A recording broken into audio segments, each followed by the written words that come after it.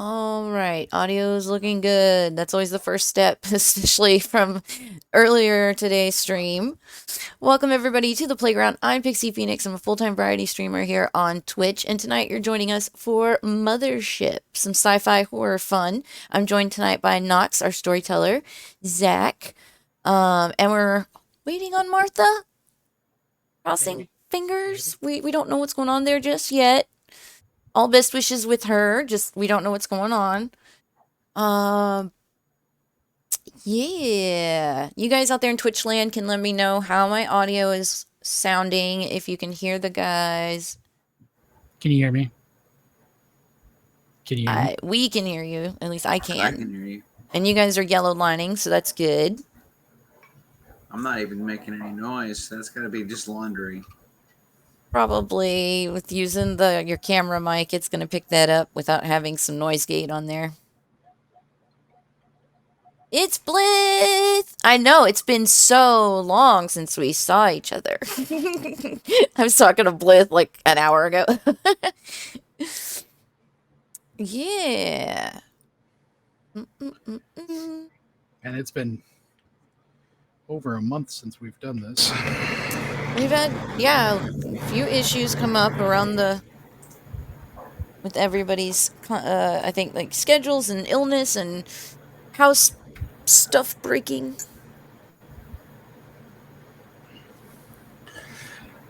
So, do you guys? So, I guess a great place to start this is: do you guys remember what was going on the last time we were playing? I thought the last session was actually, I could be wrong, but I thought it was a duo without me. It was, but the last one was. Yeah. But I meant more like in terms of like the last time that everybody was together. Like what the group would know as a the whole. last time we were together with the group was when we got out. And I remember like getting out and like, you know, having that sense of relief of, oh, all right, we got out of the hole. And that was pretty much the last thing. And so really, I guess the only thing that would affect the people back on the bell would just be the fact that Arcady now knows something's up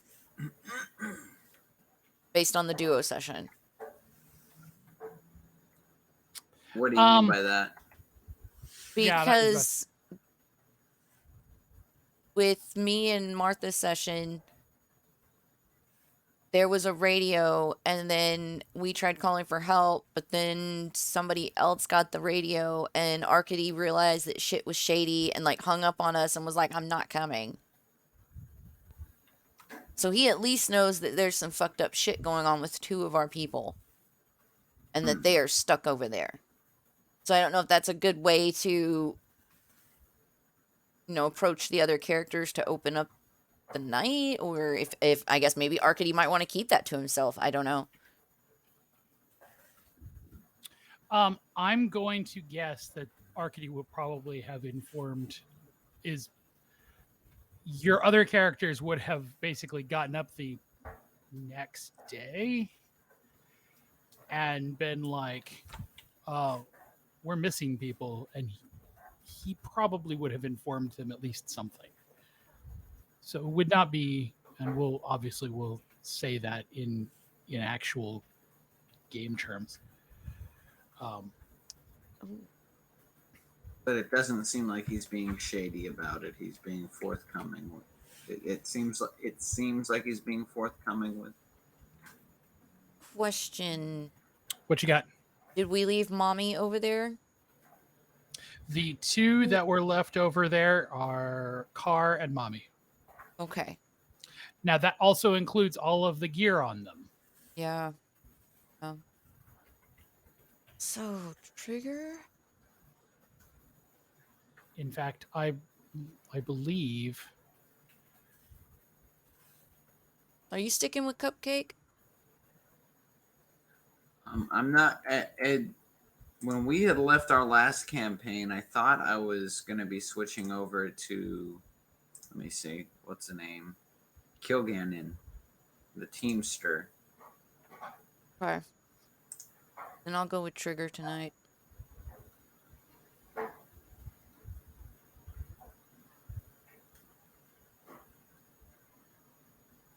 then I will let you guys change your names. Oh, change names. Okay, hold on. There's that. Character sheets. Right there.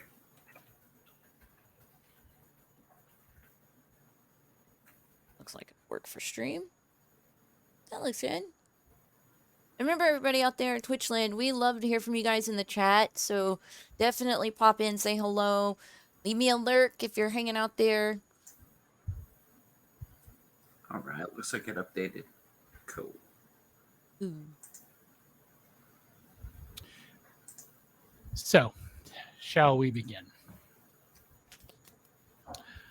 All right. As Frank and Trigger wake up from the campsite in the tank, they notice two things immediately. One is that there are people who are missing among their own campsite.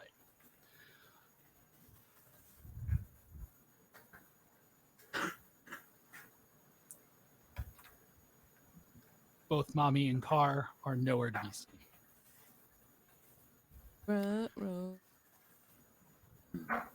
In addition, where normally the tank is kind of a vast, empty darkness before heading into the light, today there are lights looking almost like headlights floating out in the darkness, going over what looks like somebody else's campsite and collecting things. So, what do you guys want to do first?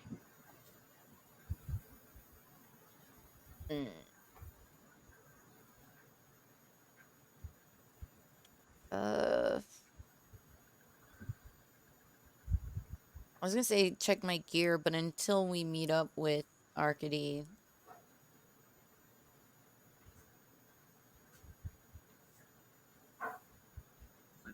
Oh, I guess I should have done that before. I didn't notice I had 30 XP. Yeah, I'd probably just be kind of gathering myself and wanting to get a check-in with Arcady, see if he knows where the hell our people are. So while you're in the tank, are you floating towards the headlights out in the dark, or are you just making a beeline for the Acheron? I mean, I'll check out the lights first. I mean, I myself would just assume that someone is entering the room with a light. So when you guys float, are you going with Trigger, Frank? With Trigger, yeah, I follow. So when you guys float over, this is Frank's first time seeing any of this, so I'm pretty sure he's pretty wide-eyed and wondered. So the lights are actually attached to. It's kind of like a harness that Arcady is wearing, that is attached to a. It's not quite like a bucket, because the bottom part of it is canvas basically, and looks like it kind of folds up and compacts pretty nicely. But he's very obviously collecting people's things and throwing it into the bucket. As you approach, he straightens up and kind of waves, holding on to the bucket so he doesn't float off. He says, good morning. Good morning.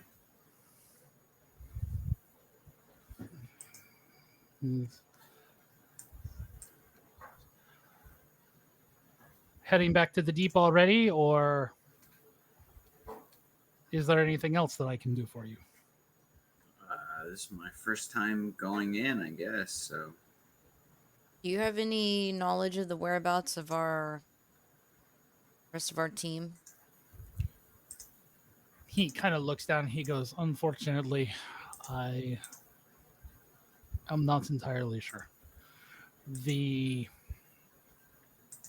There was an incident aboard the Deep. It would appear that they encountered uh, other members of your crew. Now, I am unsure where they have gone or what has happened. They were alive the last time I spoke with any of them, but there was some amount of debate as to what was going to occur next. But out of a sense of security, I told them that I would not be picking them up. He Who did you? he picks up the more belongings and throws them into the bucket. He turns to you. He says, I think it is important that you know that what I am doing now, taking the belongings from the divers, is happening more and more often. It Why seems are you, it seems like there are more and more divers who are coming, and they do not come back. you didn't think to ask us if we would want our team members' belonging? I have not collected them from your camp, as the Oh, rest of you have been there. okay. I'm sorry. I thought he was further back into the tank. Okay, that was on me. He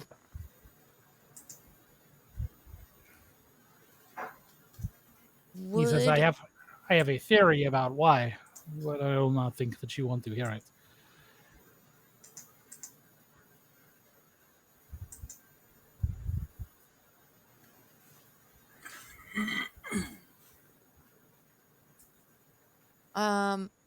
I would like to.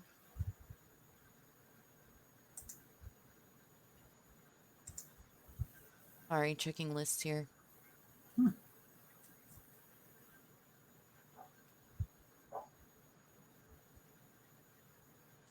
Is anybody still in the tank have a bioscanner or a cyborg scanner, whatever? Of the people who you have access to, I would say. Actually, I have a bio scanner, but not a. Android scanner. Yeah, not something that would detect it, robots or androids. So, looking at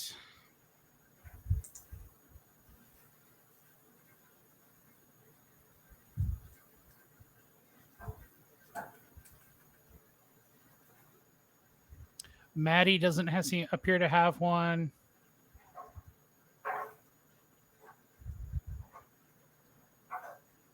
It doesn't look like Cupcake does. I don't think Cupcake does. Edgar doesn't.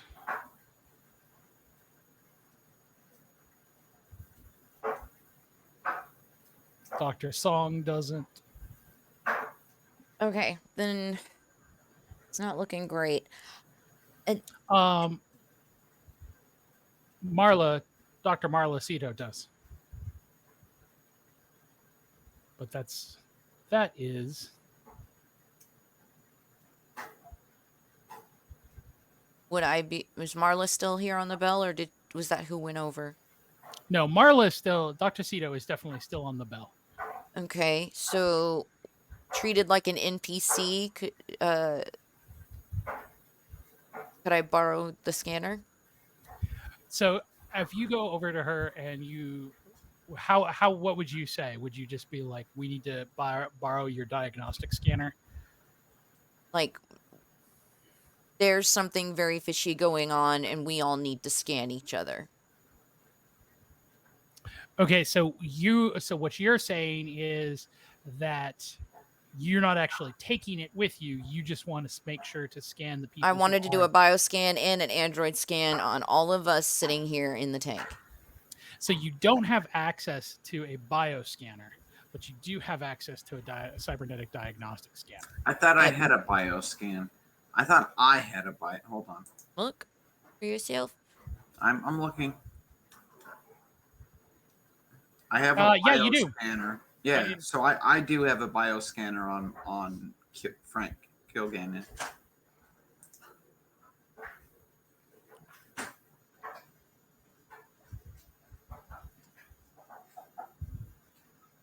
Yeah. So between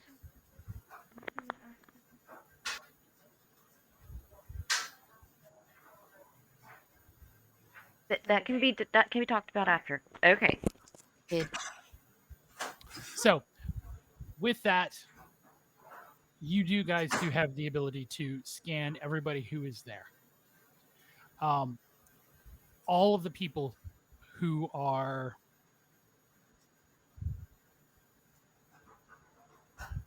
in your group. Hold on really quickly. I need to double check something very, very quickly.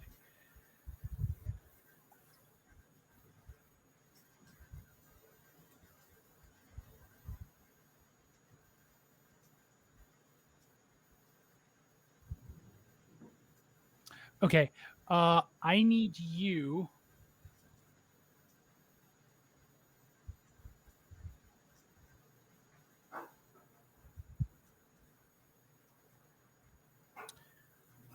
Trigger, I need you to roll a D100. Okay. Oh, wait. That's not what I wanted. Okay, here. He said trigger. That's me. No, I'm Trigger. You're Frank. Oh, okay. My bad. I don't know why I thought I was trigger. Okay, you're good. You're fine. We did it. I didn't roll, so we're good.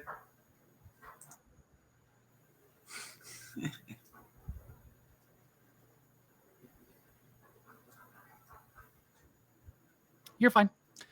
No, everybody who is on board appears to be. Everybody here appears to be human.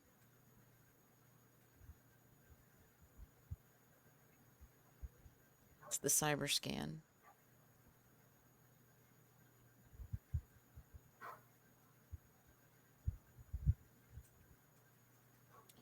So that.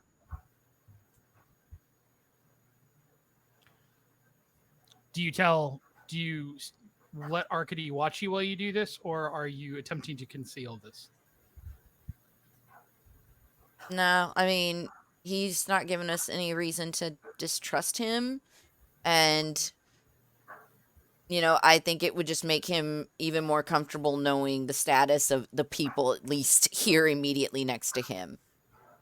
So when you tell him, or he sees the results of the test, he kind of gives a very grave nod and he says, well, in that case, it appears that your compatriots were correct in their concern about what they found aboard the Deep. So that means our people are in trouble. It also means that Monarch has enough information about some of you to replace you. It would definitely appear so. Fuck.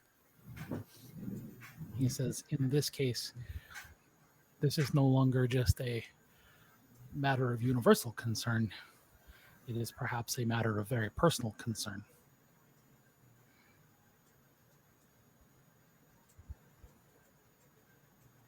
Personal for us or personal for you? for your crew. Yes. Monarch is now capable of replacing you in the world. And if he can replace you, he has no need to keep the originals.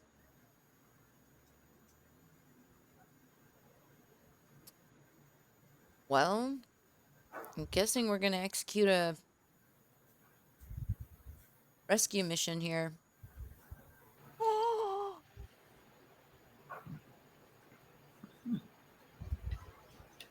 Sorry, guys.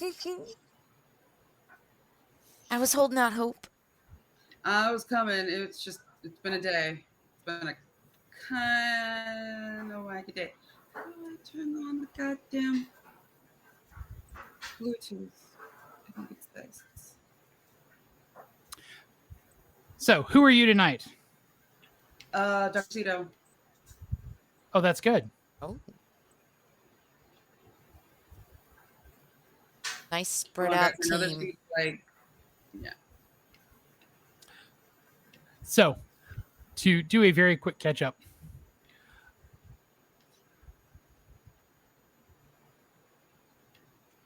your compatriots are still in the tank. Arcady, they caught up with Arcady, who is collecting things from another campsite. Arcady had informed them that 2 of your crew members have gone missing after an incident, and that there have been more divers who are showing up at the bell, and none of them are coming back. Okay. Trigger then took the opportunity. Oh, bye.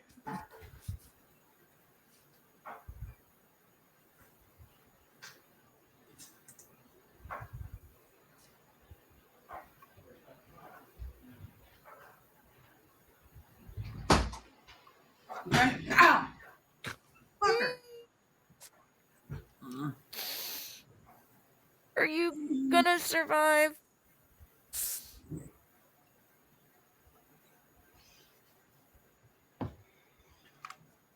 Sorry, guys. I'm having a hard time figuring out why my headphones refuse to connect to my computer. What I was going to say was Trigger then took the opportunity to use Dr. Cito's cybernetic scanner and Frank's bioscanner to scan the remainder of the crew of the player crew in the tank, and found that everyone who is in the player crew is still human.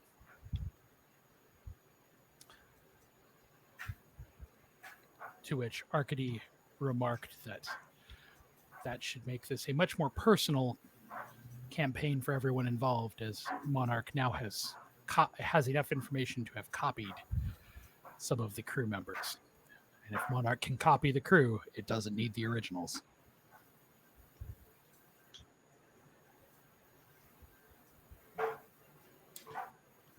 So I suggested, or asked if we were gonna make this a rescue mission.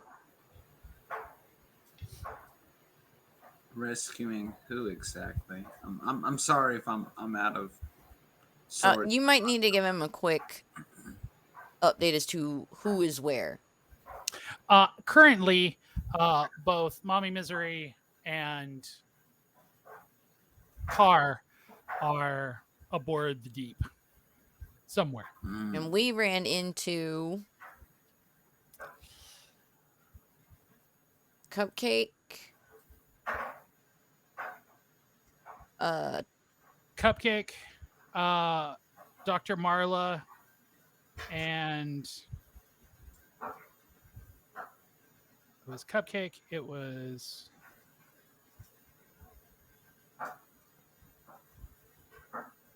it Trigger? Yeah. Yeah.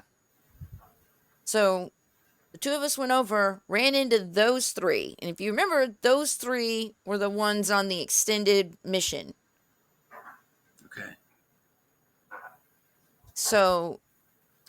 And of course, Car then tried to jump them, which went badly. And in the end, they ended up letting us scan them with a bioscanner, which read them as human. Yeah, I That's was why out I during the asked for the last- cybernetic Yeah, scanner. I was out during the last Yes. foray, so I'm And it's been a catching month. up. Yeah. Yeah. So you're muted. We found out last time that because they're such good androids, they're going to scan as regular biomass with a bioscanner, but it's not until like they get scanned with the other one that you can find out if they're androids or not. Mm-hmm. So, Gimme. Martha, you need to change your name beneath your picture to your character for the evening. So the question is, what are you going to do now that you have infiltrated the 5th floor? You've gone through the guts of the deep.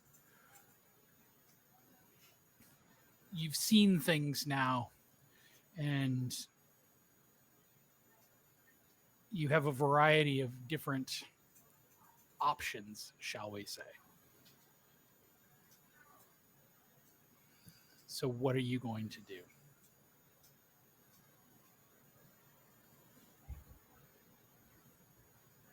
I think we need to pack for rescue mission and pack our heaviest firepower.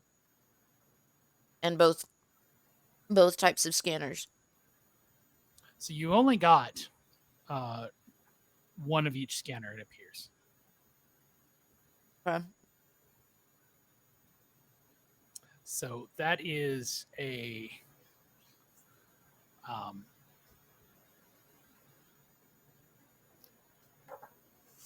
you take those and something happens,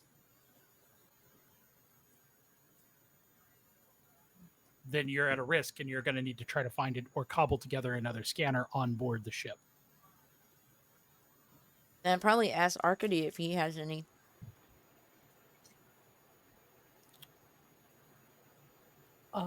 One second.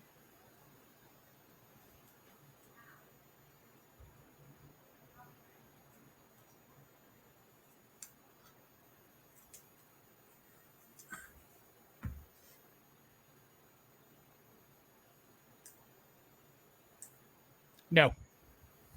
Shit.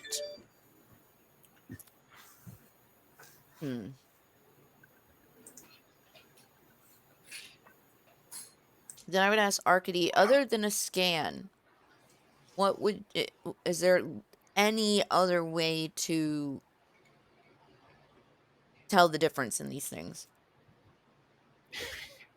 He says, is this really a question you want the answer to? My people are over there. I mean, I kind of have to. He reaches into under his flak jacket that he's wearing behind him and pulls out a very, very long but very thin knife. He holds it up and he says, after they're dead, you cut them open. If the things that are inside are metal, you know you've got an android. Metal. Check something. I don't think the metal they would use would be like. I have mechanical repair and engineering. Would I be able to rig something that would detect that type of metal, even without having to be like a true scanner? Just something that would be able to tell that. I don't know if I'm describing what I want.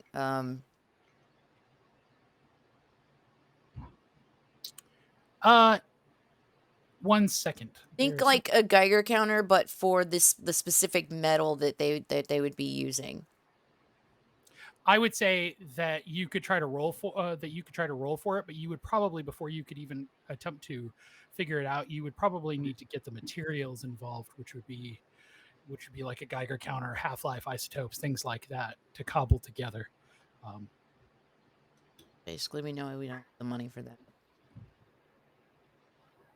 Barely afford ammunition as it is. 1 second, I'm going to be right back. Mm-hmm. I'm going to take this opportunity to continue searching for my eyeglasses. I'll be right back. Oh no. Okay. Any ideas here? Light it all on fire. Hmm. Kind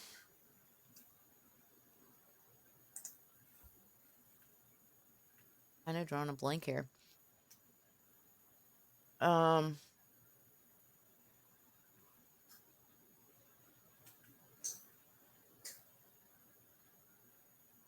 Would there be a non-lethal measure of piercing the skin that... No. I mean, there's no way you can cut somebody to the bone just to find out if it's a metal bone. Terribly sorry about that. My I heard a door slam upstairs, and my wife is not currently home, so it was like, who the hell is in my house? Yeah, that's No. definitely So to answer your question, could you possibly put something together like that? Sure. Do you currently have the stuff to do it? No. It's gotta be another way.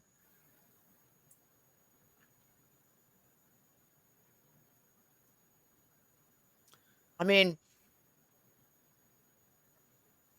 to play to this character, and in all honesty, it's kind of like shoot first, ask questions later. So it's like, we can go over there in the hopes of rescuing our people, but I'm not above putting bullets inside in questionable android heads. So yeah. I'm looking at my inventory, and unfortunately, I'm not seeing much that would help what you're trying to do. yeah, at this point, Trigger's kind of given up on the idea of trying to do this humanely. Like, this is kind of stacked against us. So At this point, Dr. Cito pipes up and says it doesn't seem like a logical possibility of rescuing anybody without something to decipher the difference. I mean, we have our one pair of scanners we can take with us, but once they're gone, there's a reason I'm called Trigger.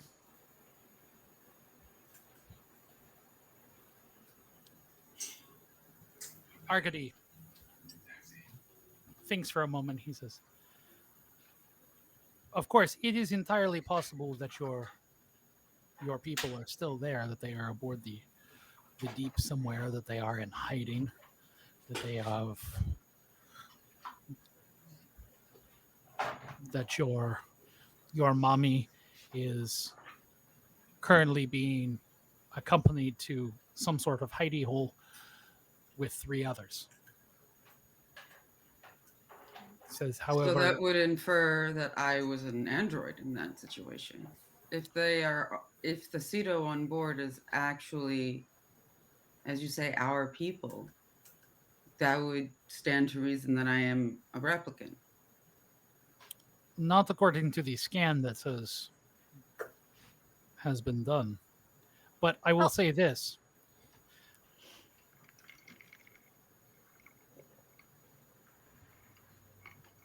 Well, this may appear to be sound somewhat cold-blooded. I would think that if you truly wanted to save your friends, it is probably in your best interest to make sure that Monarch does not have the capability to make more of them.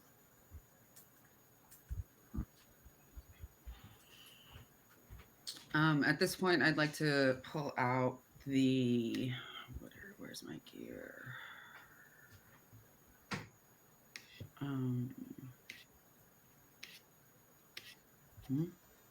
Other way. It goes the other way.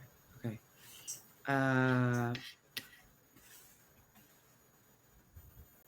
The cybernetic diagnostic and scan myself. You're human. I proceed to scan Trigger and, well, Frank, we don't need because he hasn't been on board yet. You have actually, so before you got here, they had actually. We did a group scan. Yeah, had met with Dr. Cito as an NPC and scanned everybody already. So I was everybody thinking of you. So everybody who is in the tank that is in your crew has already been verified human.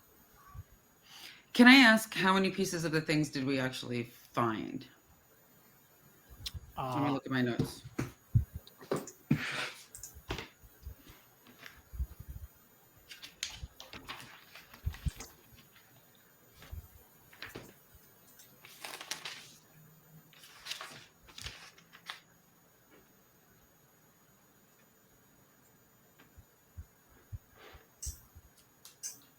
No dice.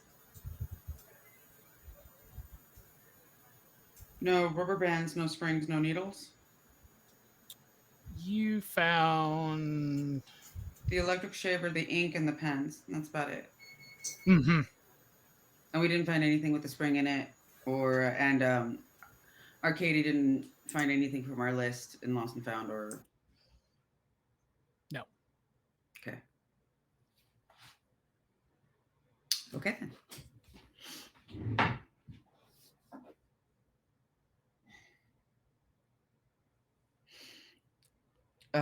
Do any of us have a paint marker? I would assume like paint or anything like, or a marker. So if you're looking for like a marker or anything like that, I would assume someone probably has like a Sharpie. Yeah, perfect.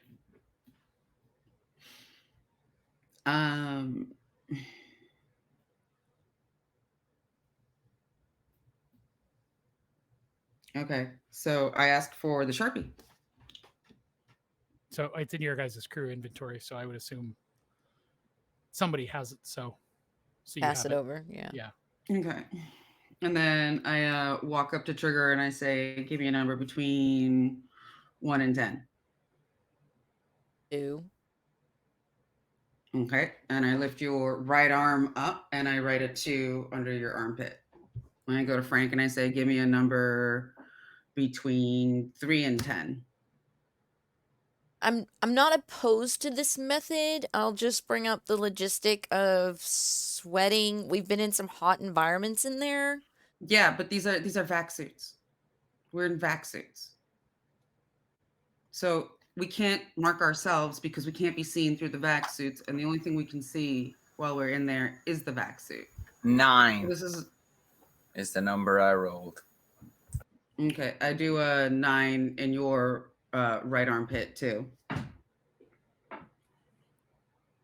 Arcady kind of frowns. He says, I understand what you are trying to do, but I think you are overlooking a problem. If Monarch is brain scanning you, then he will know everything you know.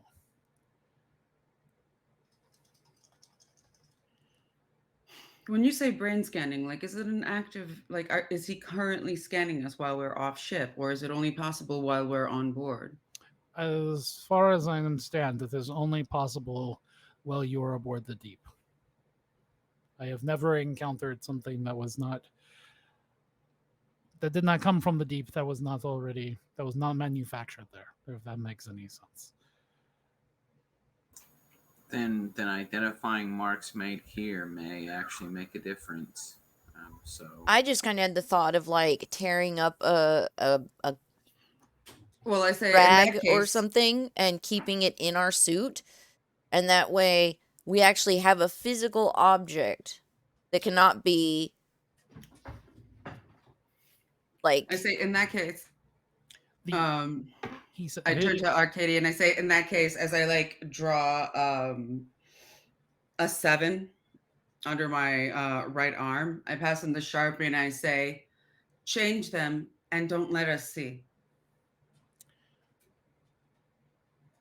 he So we know it's a number, and if the copy has a number, it's not us. But if it's a fucked up number, it is us, because only Arcady can know what the fucked up number is under the arm. okay, he has now changed all of your numbers. He says, so you are asking me to basically be the control group. This is more sensible. What were the original numbers? Frank was a... He was a 9, you were a 3, you were a 2, and I was a 7. Okay. Right? Okay. Six. Okay. So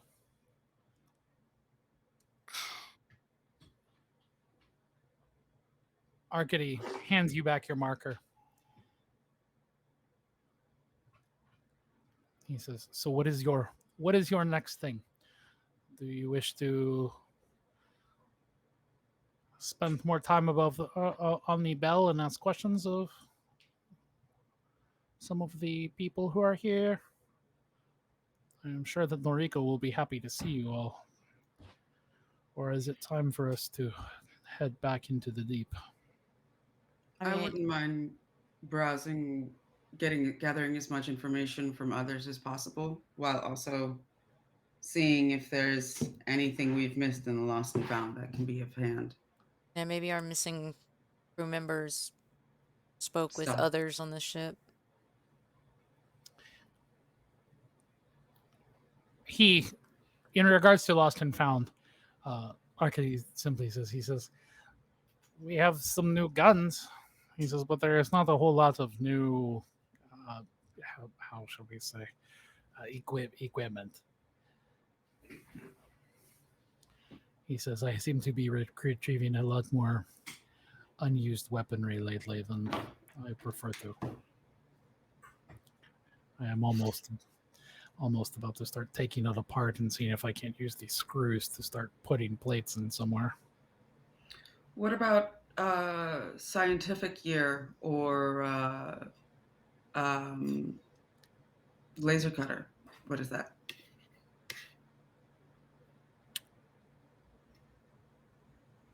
He says, I think I've got like one bioscanner, and he says I've got lots of ammo. See how I've got much plenty of ammo I vac have. suits. I've got tons of SMGs. You'll not believe how many people bring back SMGs. Jesus Christ. It seems to be Monarch's favorite. He says I don't know how much ammo I. He says, on the other hand, he says, I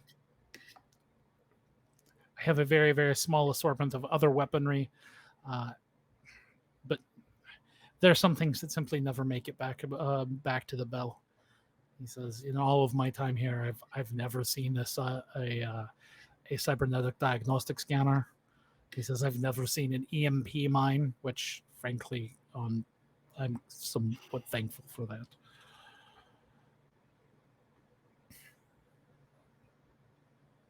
So you're saying you would like to see these things come back over? Well, a cybernetic diagnostic scanner would be one of those things where if they came back, I mean, they would be worth their weight in gold, but it would be nice to have one permanently aboard the bell to double check the denizens as they come back. I'm talking on mute, damn it.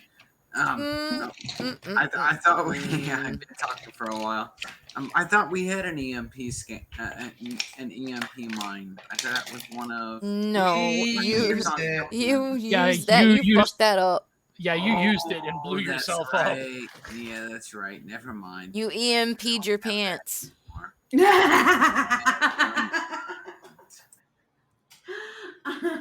That's going on Okay, TikTok so- later. No, remind me to show you the program you can make like shorts that it makes it super easy to cut things out of a stream and rearrange it and make like a 60-second clip. I'll have to show you that site.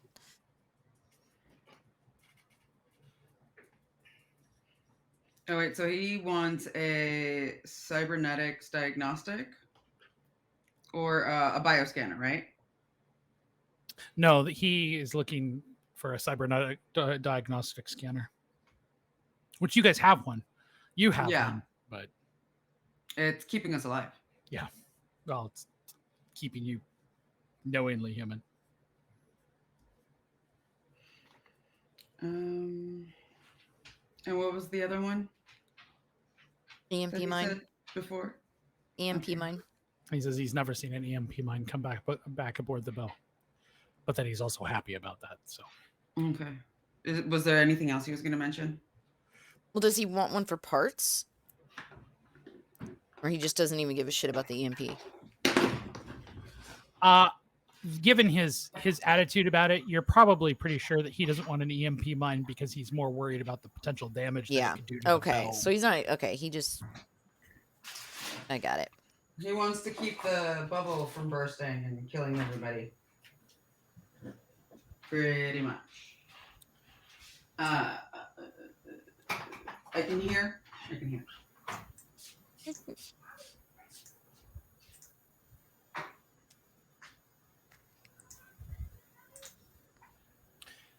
He says, "Is there anything else that I can help you with, or did you?"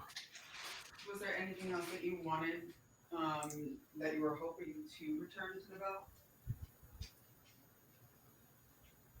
Anything specifically you'd like us to look for?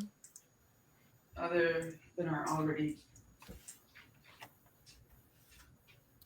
His eyes go kind of distant, and he looks at you and he says,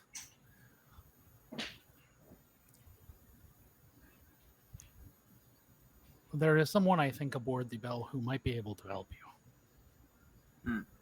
Okay. Who is this individual? He says, I do not know his name. He is a child. The last time that I heard anything about him, he was in the maintenance areas. I believe the floor that the diver who told me about him said was 3.4. He says, according to that diver, this boy is hiding because he has developed tools to do something about the Monarch program.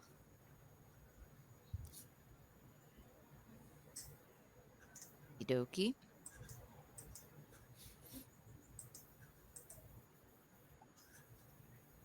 He says, but I do need to warn you. Could be just a myth.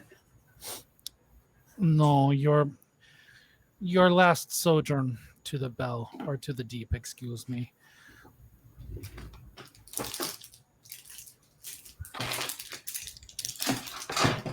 you came very close, as they say, to the belly of the beast. And Monarch has greatly increased his paranoia and security. I understand. I would consider that, in addition to your missing friends, Monarch is going to be employing many more defensive tactics. He may be employing more of his androids to attempt to stop you, but he may also attempt to do things to attempt to lure you into a sense of either security or vulnerability. So He assuredly at knows this point, trust nobody. He assuredly knows your friends are aboard. Do we have any way of detecting the androids? I do, You do? but I have to get really close to them. Okay. Do you have any armor on board that people have left behind or that has returned? He thinks for a moment.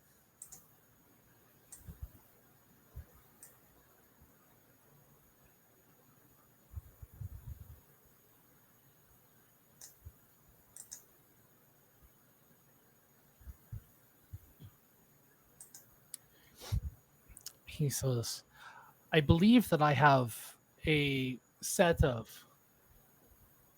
advanced battle dress that is only lightly used. I think I got the bloodstains off of it. Would it fit any of us? I'm quite sure it would. How much are you asking for this? I believe.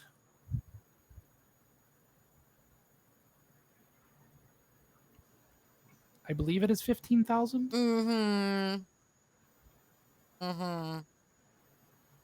I don't think any single one of us has over 500 in his pocket. He says, but perhaps you have artifacts that you could trade. What, like the books and stuff that we brought? There's a lot of stuff. I didn't write it down.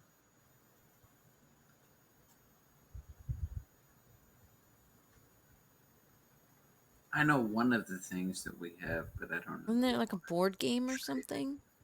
No, one of well, I don't know that we don't have a board game. I'm not going to deny that. But one of the things I know we do have is medals that were like experimental medals for ships. But I think their worth is way more than Arcady can give us. No, but that would make him give us carte blanche in the store.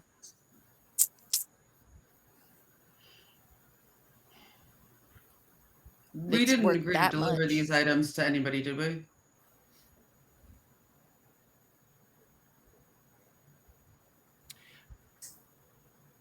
Sorry, what repeat that real quick?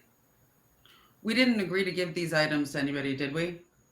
Not that I'm aware of. As far as I'm aware of, we didn't agree to give anything to anybody. And we have a whole suitcase of them? It was one of our first missions. We Yeah, I remember. I'm just wondering, like, yeah, we recovered some metals that would, you know, it'd be I'm just wondering highly- if we could like use it as currency, like each sample. No, you'd have to. So you would have to use It'd have to be the whole thing. the entire set. And we basically gotten all the value from it we needed?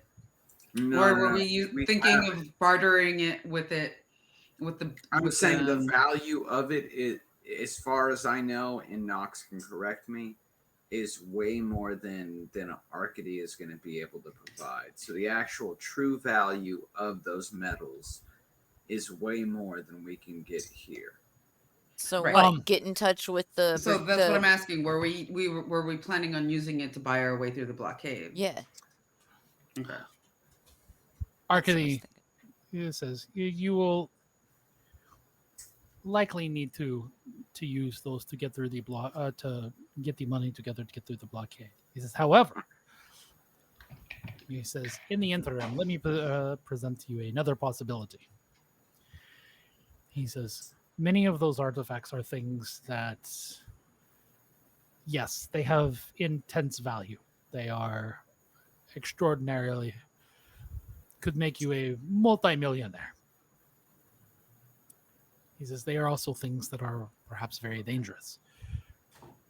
They are things that people would want. He says, I do not know how much that she would offer. He says, but I can get you in touch with the commander of the blockade. Says, I am not sure that she would be interested in all of it. But I think that there are perhaps some things that you have found that she might be willing to extend a line of credit over. It's perhaps not as much, nearly as much as you would get on the free market, but this is not a free market.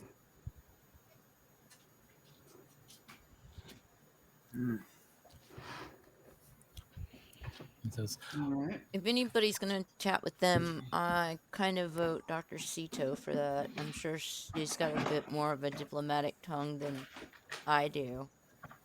But I have a That's what- question for Arcady as well. I had to earn the doctorate somehow.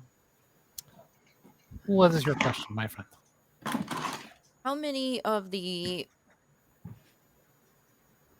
docking areas do you monitor on the deep? He kind of shrugs and he says,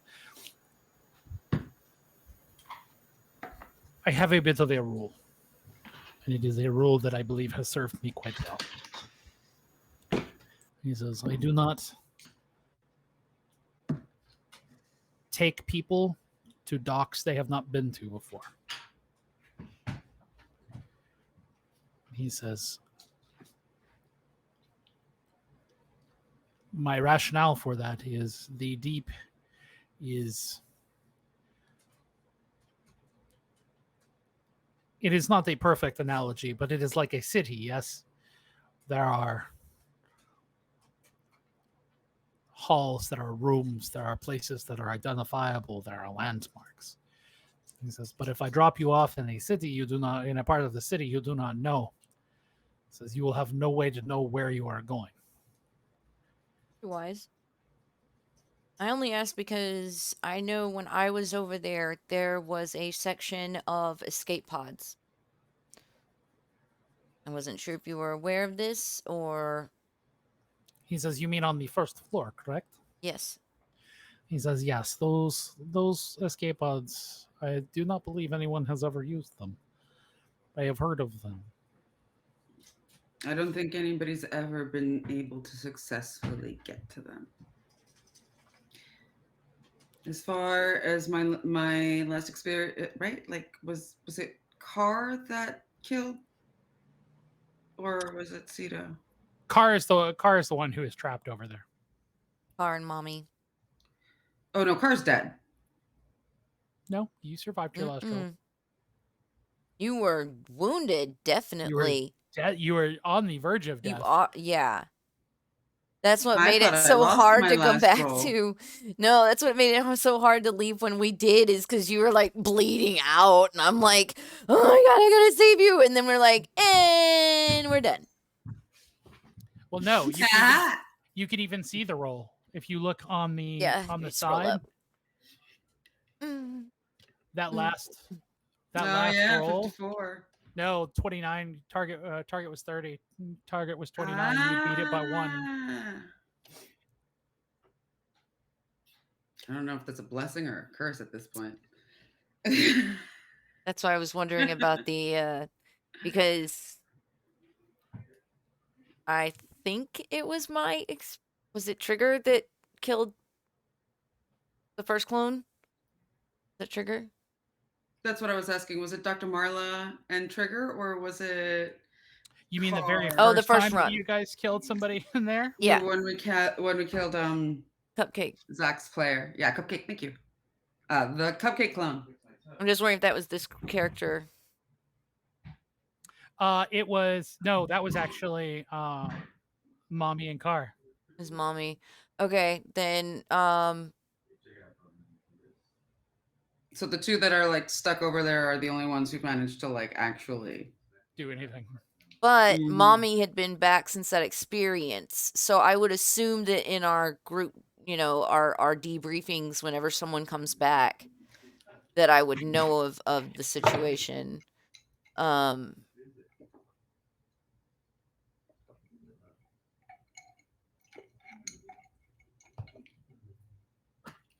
Kings. Upon this, I ask our kid, Arcady, what other kind of artifacts would Madame Blockade possibly be interested in? He ponders that question for a moment before saying, you must understand the commander. She is very committed to her job. She is, perhaps outside of myself and the denizens of the deep itself, the most committed to dethroning Monarch. Unlike the rest of the people who are in her blockade, she is here out of a sense of duty. She truly believes in what she is doing. She has a righteous. So the things that she will probably pay you the most for are the things that she would not want to get out into the world. The things that would be the most dangerous. Things that are of industrial use or are simply of personal use. I do not believe that she would have a terrible interest in these things. But the things that would potentially be a harm to the worlds that are outside of our very small environment, says yes, I believe that she would be very interested in these things. What, like cyborg parts? Android parts? Or are we talking about programs? No and ideas. Yeah, no, I mean like the artifacts. So now, if you are talking about parts of androids, he says I can always use logic cores here. There's never enough logic cores aboard the Bell. Says if you can potentially start prying them out of the corpses of the androids that are aboard the ship, he says I will pay you quite handsomely. He says I will pay you 1,000 per. Okay. We'll definitely leave room in our packs for that. Knowing from the debrief, I'm assuming we would have been briefed that Cupcake's copycat was die hard going for those escape pods. And I assume that we would know that. You mean the original time when you killed when you guys encountered Cupcake alone? Yeah. I would assume that you would have debriefed the rest of the crew on exactly the behavior that you experienced with him. And so knowing that, I think that's Arcady, why, I think you should at least monitor those escape pods, because it definitely seems like if the android we encountered was so hard pressed to get into those, it's only fair to reason that these new copycats may be trying to do the same. Arcady thinks about this and he says, but there is nothing that is preventing you from getting into the escape pods. The other divers have often come back and talked about this. It is in the room that is near the encampments. Yes? He says there is nothing that prevents people from getting in there. There is something that is unnerving about these escape pods. The people do not seem to want to actually attempt to go in there. I don't know. Like, he definitely wanted in there, which, we've, in our different iterations going over there, we've seen it, and it's pristine. It's compared to every other inch of that place, it seems like the place you'd want to be. But let me ask you this: if it's so easily accessible, why has nobody used them? Seems like a trap. I think that maybe he shrugs for a second. He says, perhaps the problem is that they are too close to the beginning. Many of the divers that are going there, they are going there for riches. They are going there to find something special. If you got on a ride and after 2 minutes on the ride there was already an exit, you would not take the exit.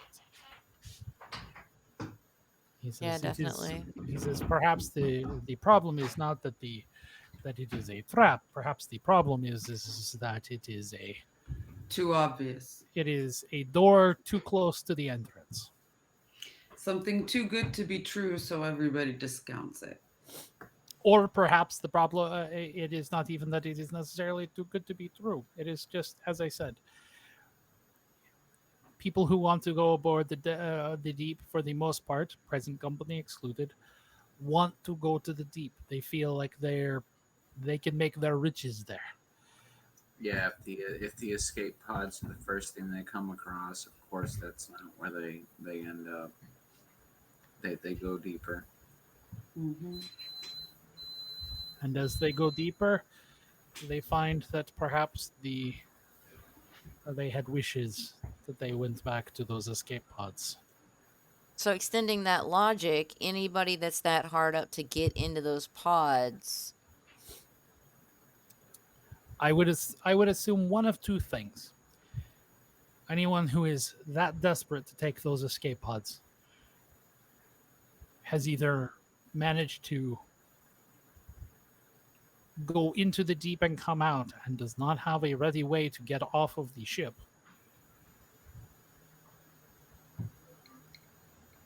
or has some alternative ulterior motivation, or perhaps they simply cannot afford to pay their way past the blockade. At this point, it has nothing to do with the blockade. I mean, if they are identical copies and brain scans of divers going in, the copies could very easily just access the knowledge of whoever's there in piloting and take one of the escape pods. They could have freed themselves ages ago. And yet they don't, which tells me It I understand and remind your line of thinking. Perhaps there is something about the androids that is preventing them from doing it. a built-in restriction. After all, And yet, I am still reminded of an anglerfish. as you Mm-hmm. say, they seemed very intent on going there, and yet they did not. So, if they were so inclined, he says, It's a hard one. I do not know. He says, but what else can I do for you? Are you about ready to head aboard? Do you want me to take you back to the dock that I picked you up from, or Well, first we need another radio, as it I was was lost with our other just crew. he says, this thing I can provide you. appreciate it. Are we on the same channel, or have we changed? He says, each of my radio frequencies is attuned directly to the radio that I distribute with. He says, and I keep a log of all of the radios. He says they are not difficult to cobble together, so it is. So if a lost one starts singing, there is suspicion to be had. Indeed. And would you contact us if you hear from any of our other teammates? If I hear from Mommy or Car or the other cupcake, he goes, I of course will tell you if I hear from them. He says, but I can also tell you this: in all of my time here, I have yet to encounter a android who managed to get a hold of those radios and thought that they contacting me was in their best interest.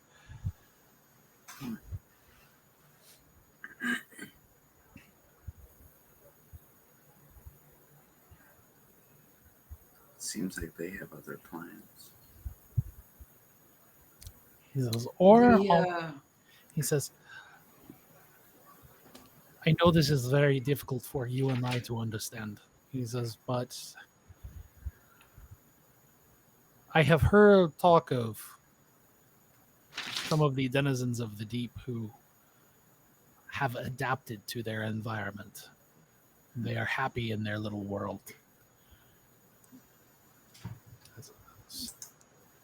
Some of them, it may not be that they do not want to leave, that for them, the deep has become their entire universe, and Monarch has become their god. they've gone native, to use an antiquated term. Indeed.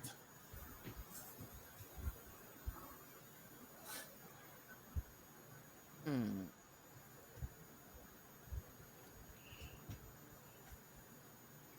The last, the new dock where you picked us up the last time.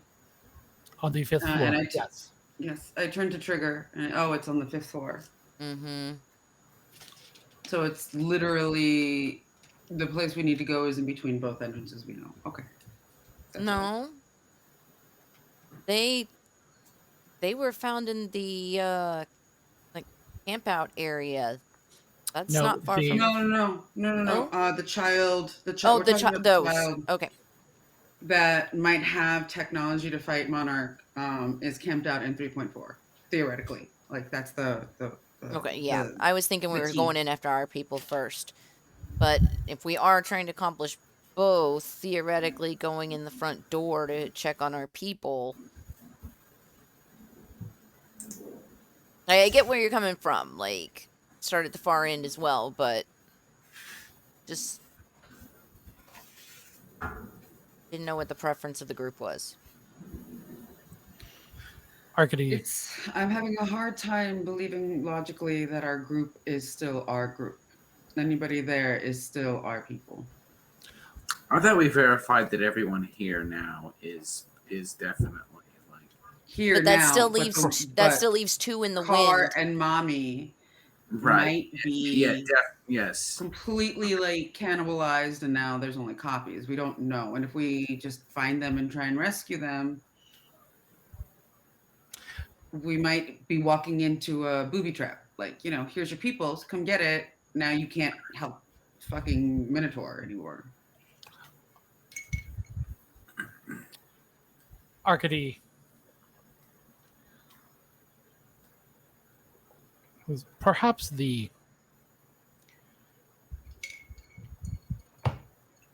next step, now that you have some, shall we say, options on how to approach your opponent, is to find more access points to allow you to travel more freely.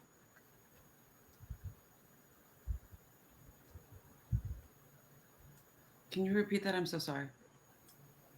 He says, now that you have more options on how to fight your opponents, perhaps now the time is to go exploring and find more access points, places that I can take you, so you can traverse the facility more freely. Oof. That was That a might lot be of work wise. just to find the other the one access point we came out of. Mm-hmm. Yeah, that was a.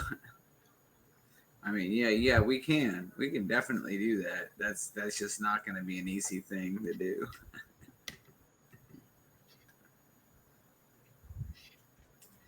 So, what can I do for you? Do you want me to put you in contact with the blockade commander? Do you want me to take you to the deep? How can I help? I think we're going to the deep. Am I correct? So wait. Side note, completely meta question. Mm-hmm. Do we have any idea what not antiquities, artifacts that we have that would be of interest to the commander? Like, do we have like a conscious idea of that? Because I forget what we actually have as loot. All right, let me go back through my notes really quickly. Actually, it's about time for us to take a bio break. If we want to take about a 10-minute break while you guys are on break, I will go back through and look through my notes and find the artifacts that you guys have in your possession. And we can get back to it.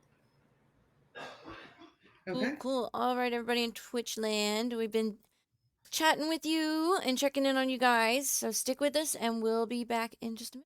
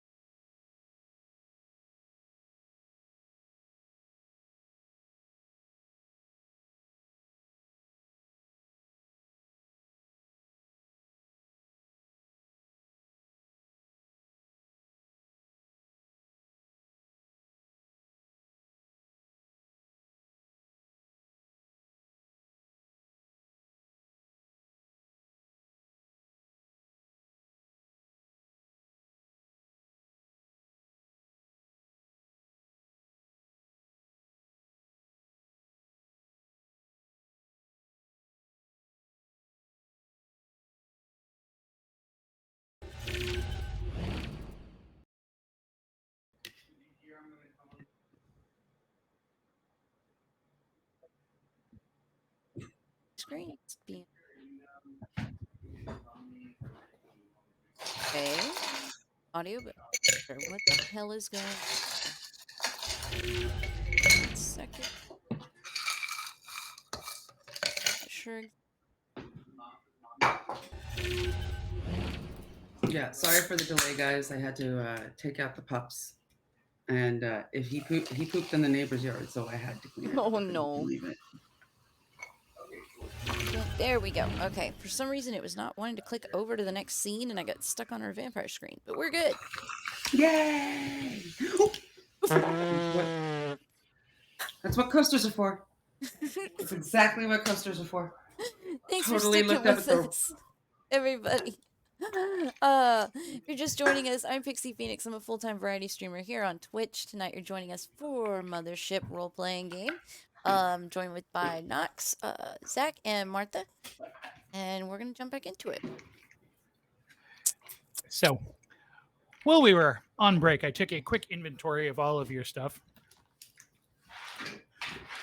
Mostly looking for artifacts. There's way too many used condoms that are being kept.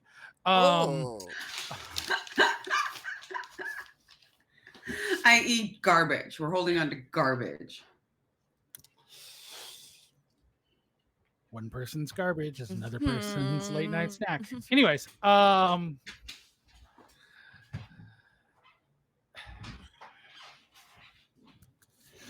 Chewy with a juicy center. Anyways, so the I'm a raccoon inside only. so you have 5 artifacts. You have a memory disk, a microfilm canister. You have the heavy metal samples. You also have the data drive that Monarch directed you to give to someone. And you have the spiny asymmetric bloat of dark green metal. Wait, what? Where did we find this? That one you guys found. You said bloat Yes. of shiny green metal. You found that in the tool shed on the 3rd floor. Okay.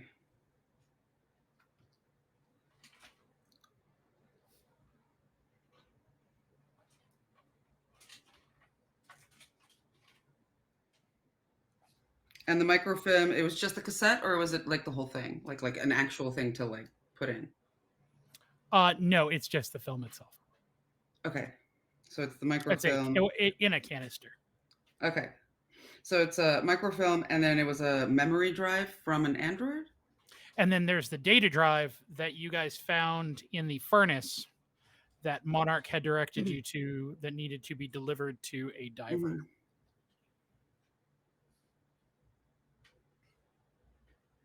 Diver. Don't know yet. You don't know yet. Oh. Guy with the kid. And the memory drive is just from an Android. Is any of that actionable, or something that we can act on now, or is it? You all- have no idea.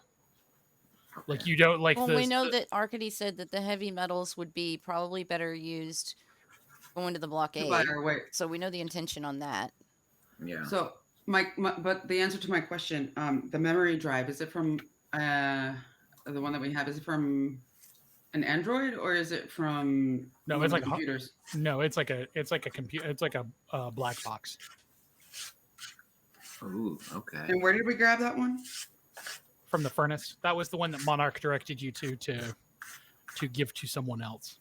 Okay, so what about the data drive? You said we had a memory drive, a microfilm, heavy metal samples, the data drive to deliver the spiny asymmetric bloat of shiny green metal. Who did Monarch tell us to give us that?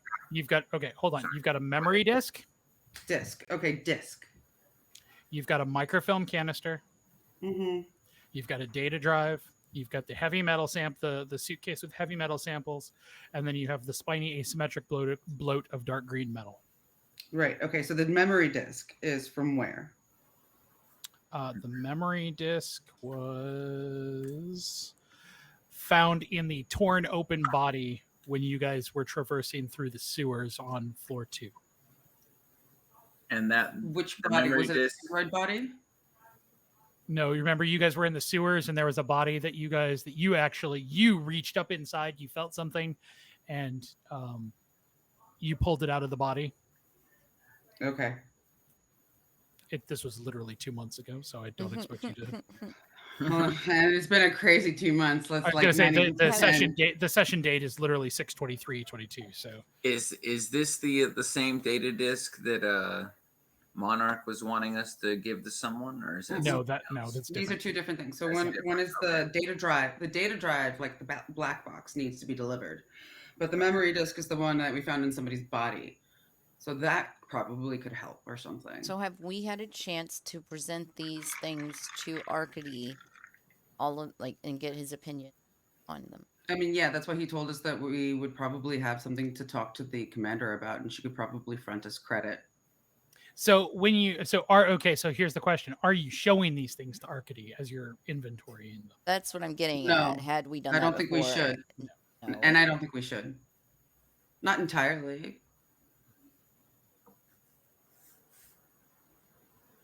I mean, Be like a source of no. knowledge.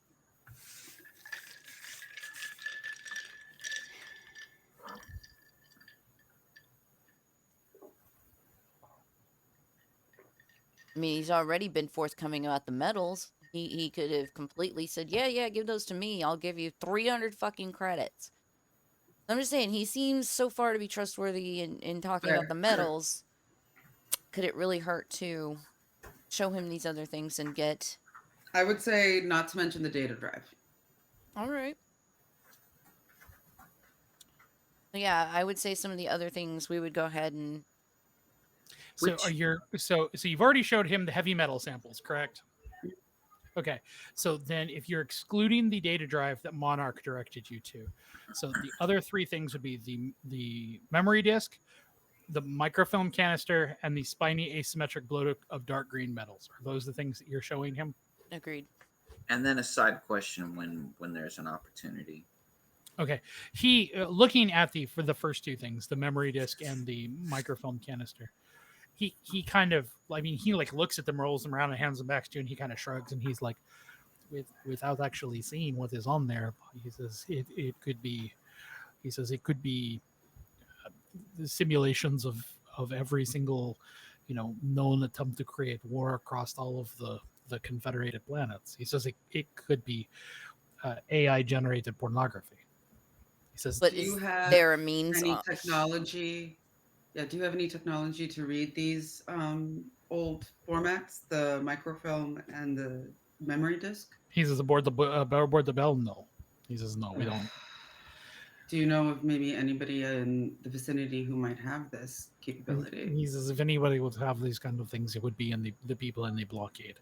He says, but that means that you're going to turn them over to the blockade, and then you're going to hope that they give them back to you. This does not seem like perhaps the best option. He points, however, to the spiny asymmetric blow of dark green metal. He says, I do not know what this is. He kind of picks it up and kind of rolls it around in his hands. He says, however, of all of the things that you have, he says, it is the things that are, shall we say, the oddest that are often the most dangerous.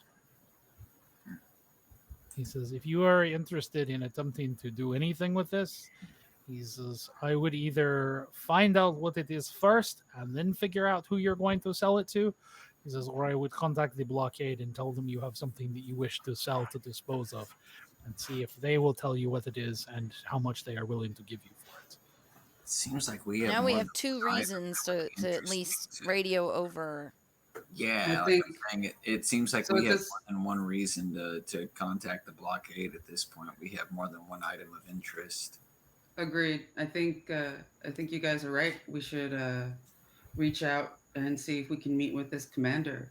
Do you think You might be able to relay this communication for us, Arcady?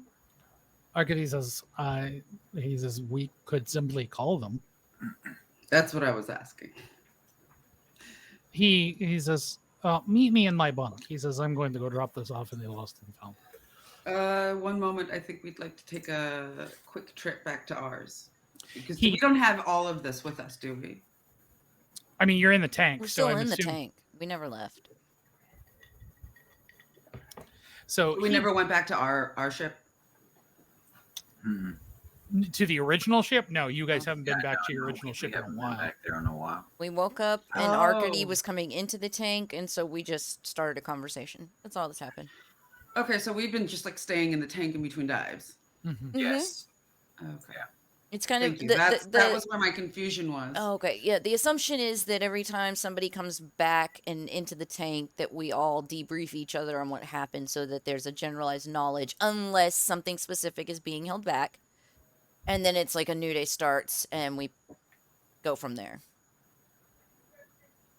Okay. We just and got is there any stuck place? in the tank.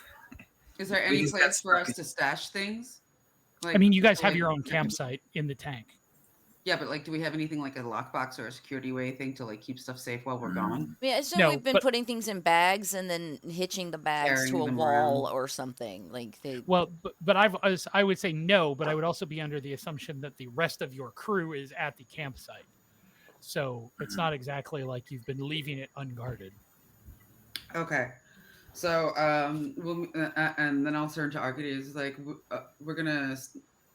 we'll meet you at your I'll office. take us at We also want to stop by the camp, and we'll meet you there. Eagles agreed. He continues to scoop up the rest of this campsite, and then he floats off into the darkness. So you head back to your campsite. So what are you guys doing at your campsite before you agree to meet Arcady in his bunk? Definitely leaving the data drive under guard, Okay. because that is, I feel like, the most valuable thing for the commander, and I don't feel comfortable taking that with us on our first meeting. Okay. Is there a way that we can? We don't have modern.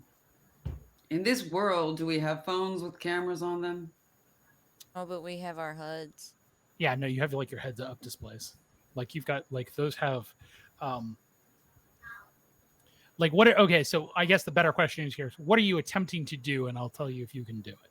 Well, I was wondering if it was wiser to leave all of the stuff behind and have images to show and make a deal before we hand anything over. So here's your issue.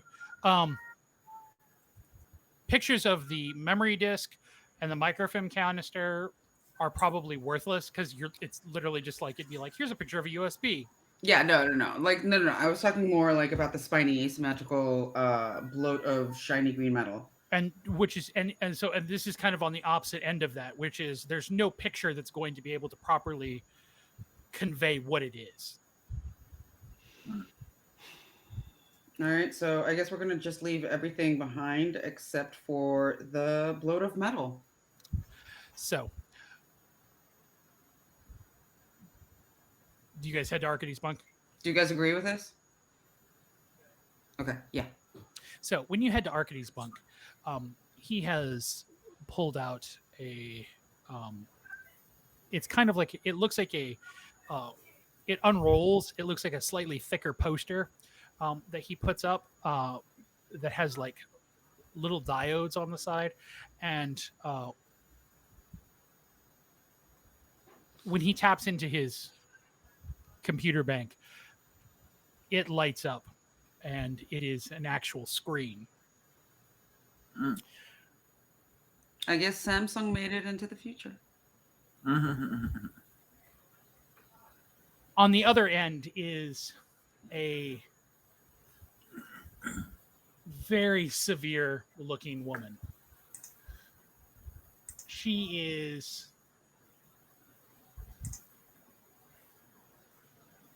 has long blonde hair. She looks like physically, think Sarah Connor from Terminator 2.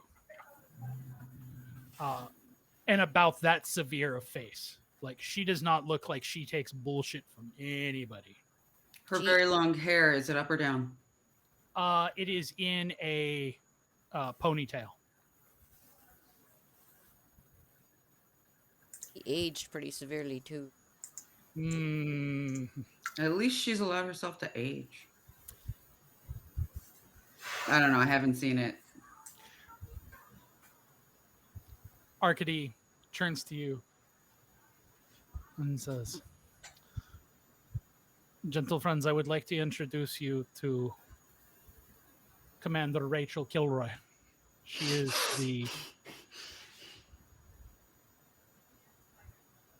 is the commanding officer of the blockade and the troubleshooters."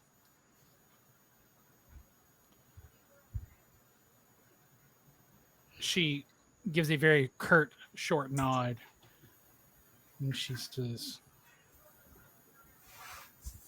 "I'm sure this isn't a social call, and I'm very busy doing an inventory. Is there something that I can help you with, or do you have some information that I need to know?" Commander, I am Dr. Marlasito, and I think we might have something that you might want, not necessarily anything else. We have found some things on our dives that might be an interest to you. She looks at you. She goes, "Is this something dangerous, or is this something that you are attempting to trade?" It is something never seen before. So both. Possibly. She says, "Then here's how we will go about it." She says, "I will depart in a ship and send one of my officers along with a crew of troubleshooters. We will meet at the first floor access point in the access area. You'll bring whatever it is that you think is worthwhile. They will ascertain what it is on site. They will get in contact with me, and while everyone is still there, we will determine what the proper course of action is, and if it's of value, how we can compensate you." She says, "But I want to make myself extraordinarily clear. If this is an attempt to ambush my crew, if this is an attempt to take the weaponry that they bring or to take the ship in an attempt to breach the blockade, they are under absolute orders to terminate you all with extreme prejudice. No one leaves this blockade." And I assure you that me and my crew will act similarly. Excellent. No funny business from either sides, and this will go swimmingly. In which case, then, I will send my first crewmate over, and we will see you in a half hour. The screen goes black. I turn to Arcady. She wants to meet on the bell, in the deep, doesn't she? Arcady says, "Yes. It's just, the concern is that whatever this is, if it is dangerous, it is probably in the best interests of all aboard. That if it affects anything, it should affect the bell, or the deep, not the bell."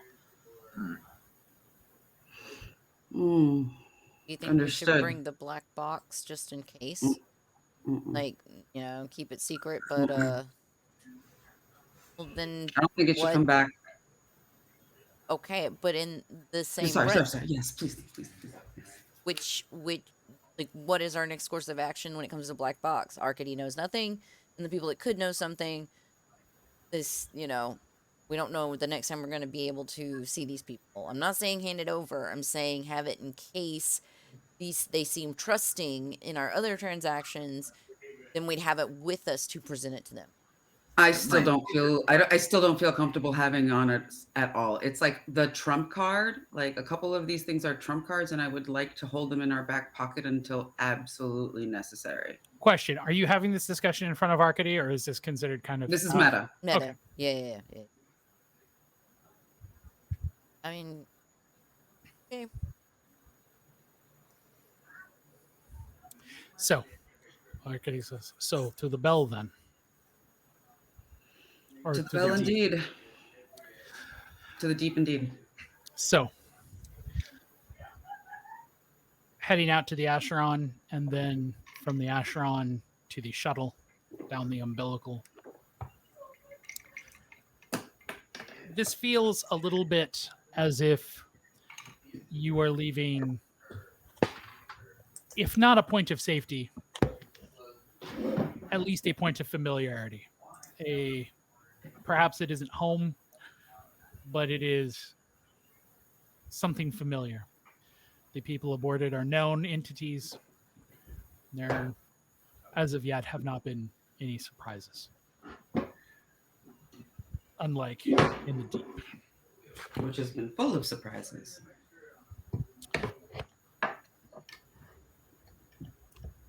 When you dock at the visitor's dock, there is already a black, almost insectile looking ship there. The back of it is open, and there are 6 heavily armed and armored troubleshooters who are standing perimeter watch. As Arcady lands, he hands a radio to one of you. He says,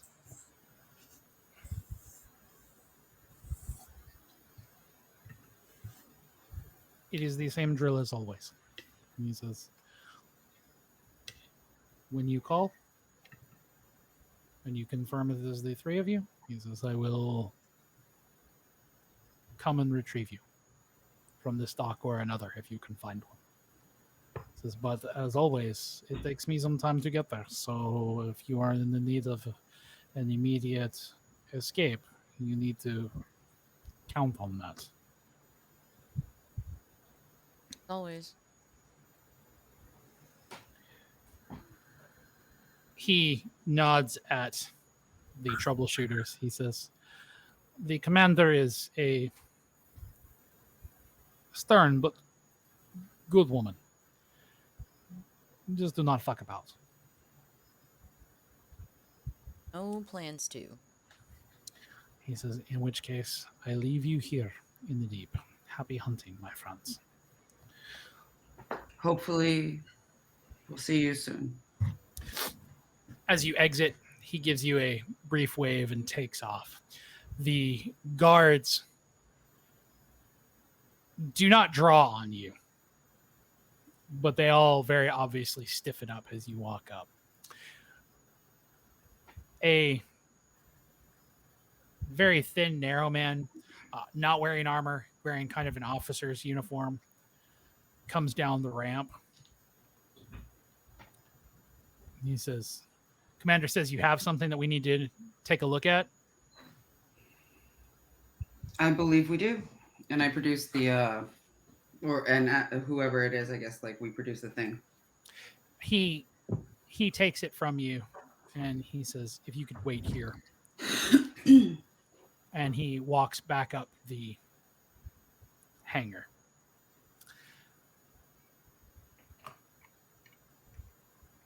As he walks back up the hangar, it takes about 10-15 minutes. When he comes back, he's got a kind of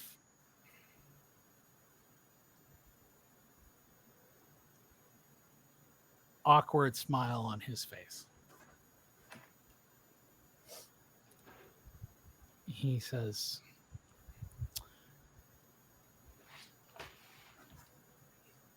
He says, you don't have any idea what you had, right? Guess not. He says, Embarrassingly, no. what you had was a container. The container itself was a sort of beacon. What's inside of it is actually an organ that is connected to the exterior of the container. Well, I don't know the original source of the organ itself. It's psionic in nature. It appears Psionic? to be acting as a beacon or a receiver. It's looking for an intelligence, something perhaps equal to the intelligence of the entity that is running this facility.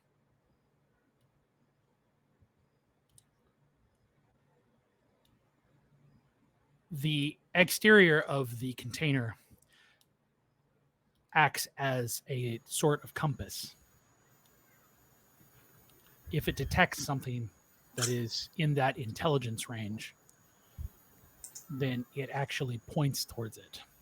The issue is that it's also acting as a receiver, which means that it is also drawing things that are in that intelligence range towards it. You could be attracting some ferociously powerful alien intelligences or artificial intelligences without even knowing.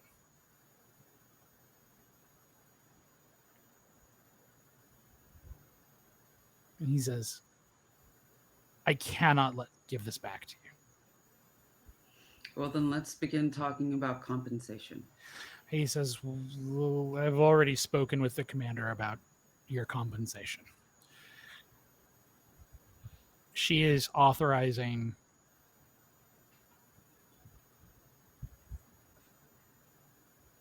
one second, I need to do some quick math. Excuse me, I don't need to. She's authorizing 225,000 credits to be forwarded. She says that's 75,000 credits apiece. Says, which out here is not nearly enough, I understand. He says, but it is an adequate amount to compensate you for your find and to hopefully outfit you with some new gear from Arcady's horribly overpriced shop. What else do we need to actually get through the blockade? Like I'm honestly not concerned about getting back into the bell to find anything else. I'm honestly concerned about just getting out. What do we need to do to get out? He gives you a very terse smile. He says, that greatly depends on who you ask. If you ask the commander, the answer is you're not getting out. He says, if you ask some of the less scrupulous people who are in the blockade, you're liable to find a couple that would allow you to buy your way out. And what is that price tag? This is the last time I heard it was around 300 million. Per person. Mm-hmm. He says, make no mistake. As long as this facility remains a threat to both the planets local to it and to the solar systems, both far and near, he says, no one leaves. He says, even the people who are in the blockade have to undergo numerous tests. And there are more than a few who have, through accident or through intention, failed their tests and been confined to stay here.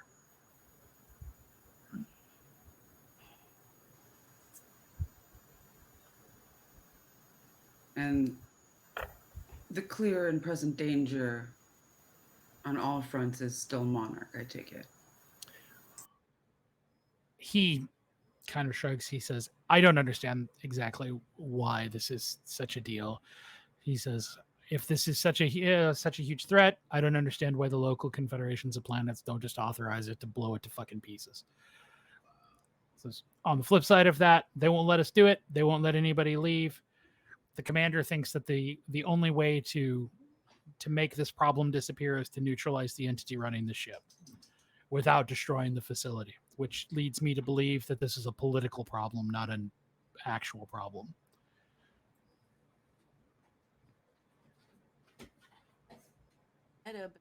Not see bomb. So as a meta discussion, yes, in fact, you did find a nuclear weapon. It's just also a disarmed nuclear warhead.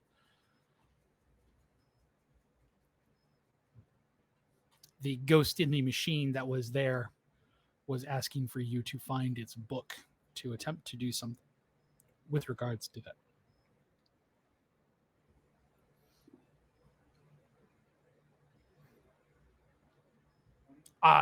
That's a. I don't mind sharing that. I mean that. Yeah, I that's, think that's okay to share. that's good to share. We might also have, so like we can say like we might also have some information if it is useful. I don't know if you, if that can add any gravy to this meal. And you share the information about the nuclear warhead. Mm-hmm. And the fact that is currently disarmed. Right? Or is it not? It is, right? On the weapon, it's disarmed. When you tell the first mate that, he nods. He said, we had not exactly confirmed that information, but originally the design schema for this facility included a fail-safe. I'd say that's it. Okay, what else? We also know that failsafe is no longer in use. Monarch disabled its own kill switch. That could be. There might be, if we possibly can find a notebook. We're looking for a certain notebook, and if we find it, we think we could probably turn that kill switch back on. The first mate kind of holds up his hands and he says, look, the mandate of the blockade is that we're not allowed to destroy this facility. Says, so as far as I'm concerned, I'm not allowed to even pretend to consider these kind of options. He says, I will tell you this, however, the original schema for the nuclear warhead that was attached here would almost assuredly make sure that if you decide to trigger that, then you are effectively signing your own death warrant. It would encompass the entire blockade then. He says it's the weapon that I saw would not only encompass the local blockade, but the radiation belt would probably also make the nearby planet uninhabitable for a large number of years. So you're not just destroying everything that's out here, you're probably also going to kill a couple million people. Talk about overkill. And what else do we have to show the guy? That was it, I think. We didn't bring anything else. I thought we were bringing everything but the black box. That's why I mentioned that. Don't we have information from Dr. Girlfriend? I call her Dr. Girlfriend because she's Monarch's ex. The first. Who? The first chick it was. There's two big entities in this. It's the Monarch, and then there's someone else. Minotaur. Okay. Yes, yeah. Minotaur. I call her Dr. Their child. Their child. She's the Monarch's boyfriend, and she's the Monarch's girlfriend. No. So she's Dr. Girlfriend. No. Yes. Yes. I don't know. Wait. No. Minotaur is not Monarch's girlfriend. Minotaur was created by Monarch, and it's the Yes. rebellion child. Right. I'm sorry. No, I'm sorry. And then there's she's not your Silas, which we girlfriend. didn't actually meet. You met Silas very, very briefly. We actually met. I thought we only interacted with an AI, That's Silas. not like not actual like a physiological expression of them. No, Is that's. any I of mean, this the AI. information- Silas is the AI. Mm-hmm. Does providing any of this information that we've acquired help? I mean, I know it won't be like anything, but Okay, like, so what do you mean? Are they interested in like this kind of like So okay, hold on. Let me because like this seems a little unclear.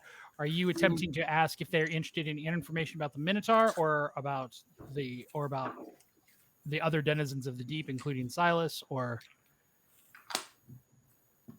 I was asking about the Minotaur. so when you bring up the Minotaur, he kind of rolls his eyes and he's like, "Yeah, we've heard all about Noriko's rantings.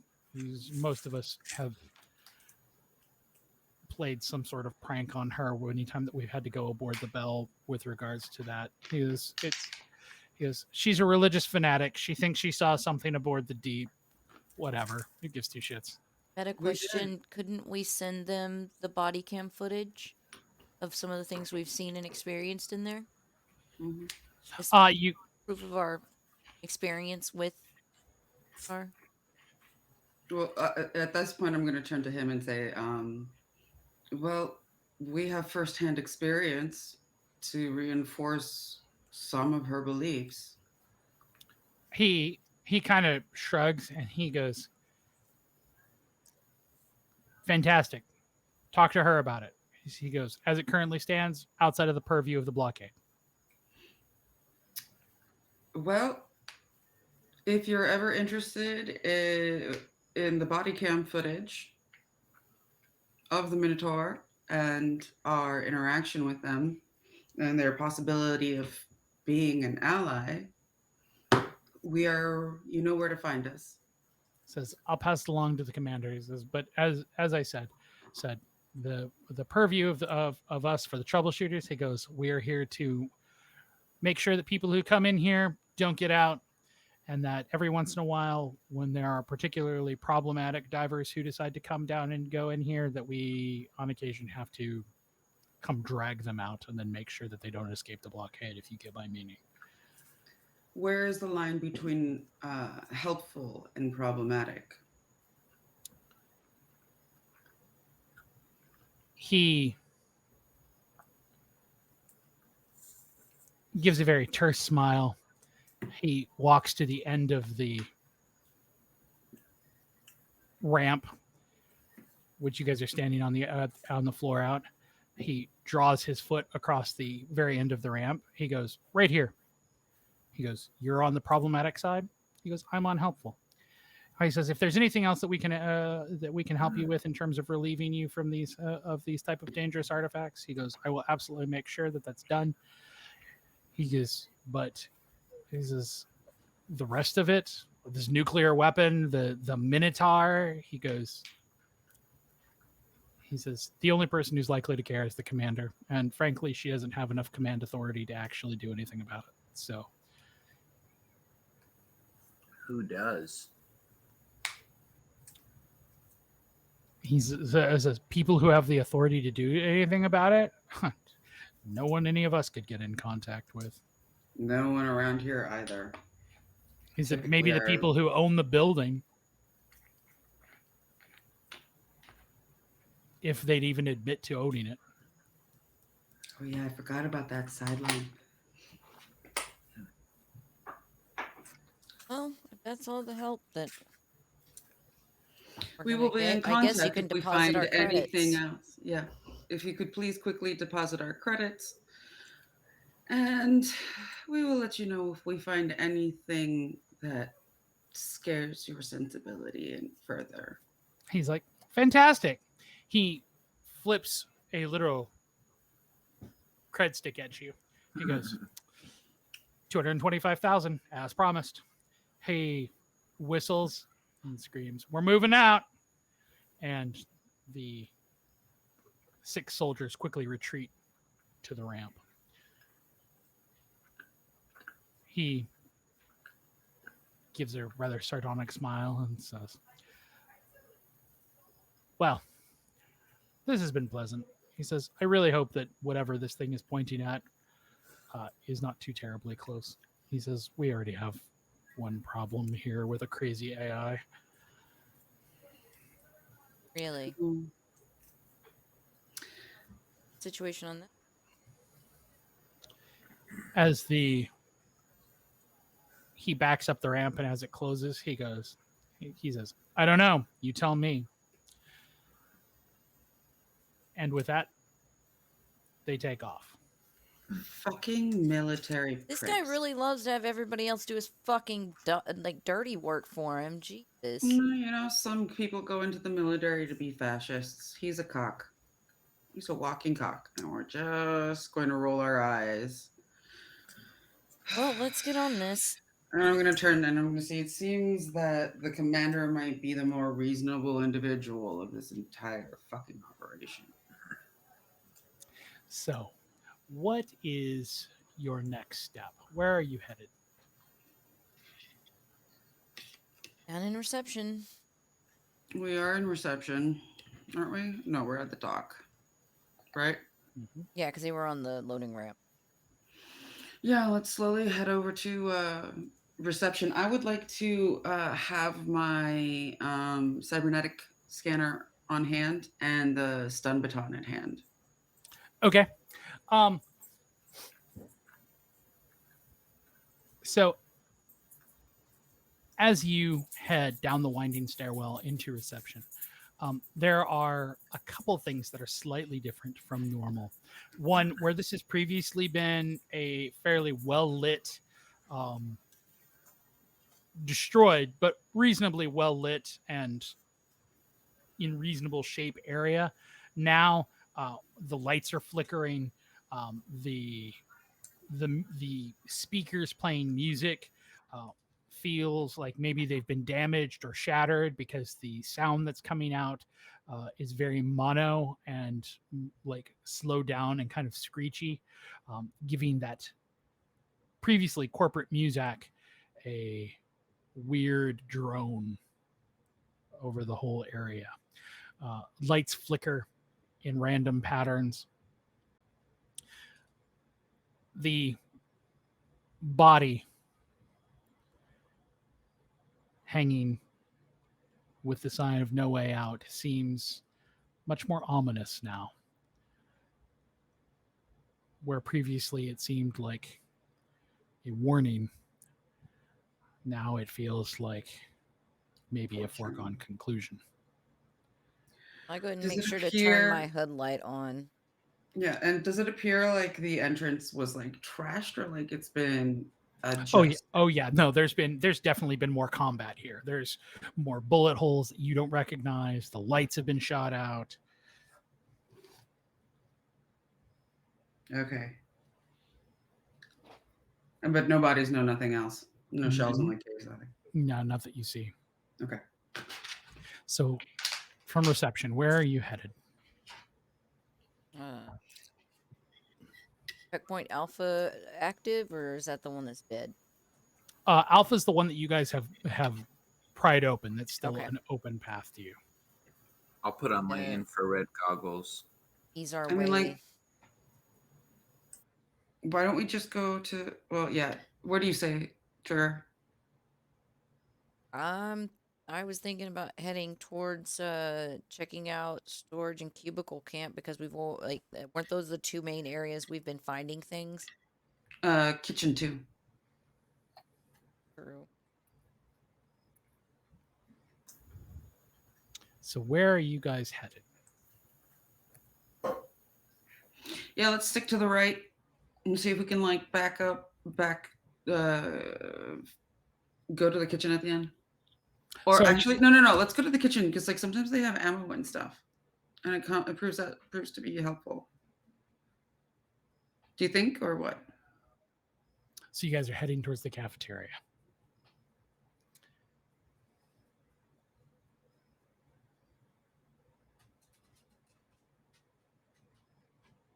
Yes, no.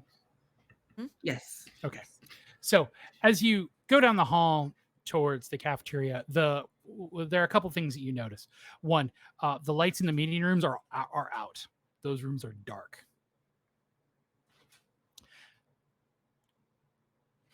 Two, when you get into the cafeteria, the tables have been flipped. This place, it was already a little ramshackle. You know, there are people who are occasionally here, but for the most part, now this place looks like it's been a war zone. Things are shot up. There's at least one place where it looks like somebody threw a grenade. There's bullet holes in the ceiling, bullet holes in the walls, bullet holes in the floor. But no bodies. No bodies. Blood. There's blood here.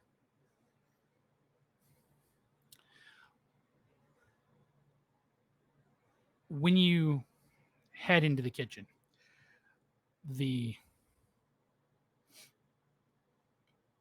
those jerry-rigged stovetops that were previously trashed have been re-jerry-rigged. There is, however, the faint smell of gas here, as if somebody fucked this up. You're pretty sure that this is not a trap in and of itself, and more just somebody's incompetence trying to fix the kitchen. I'm not going in there. I'll stay right outside the door, but I'm not going inside. However, on the prep table, as always, is the golden rat.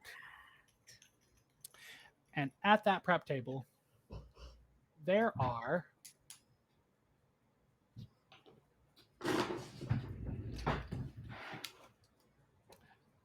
two canned goods,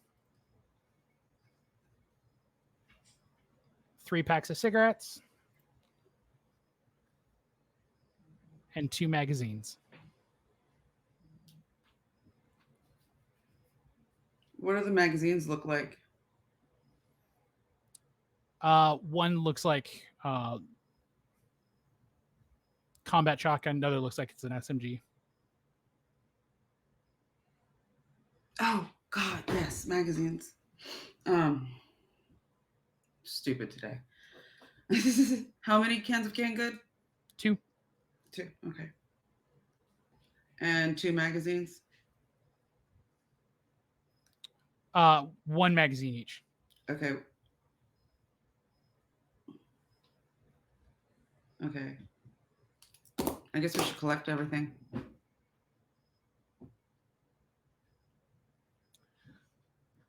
Because at least the food helped us the last time we interacted with the children. No, I'm just saying, like, I'm not there, so I'm like... So, are you going in and collecting it really quickly, Marla? Yeah, I'm gonna frog walk down over. I'm just gonna like crawl over. So as you kind of go in and you pick everything up, you definitely smell the gas. Mm-hmm. So scooping everything up and then leaving and backing out, I'm assuming as quickly as you can. Nothing happens, but there is definitely that feeling on the back of your neck, like perhaps this is more dangerous than it really needed to be. So, where are you headed from now? Frank, what are you doing?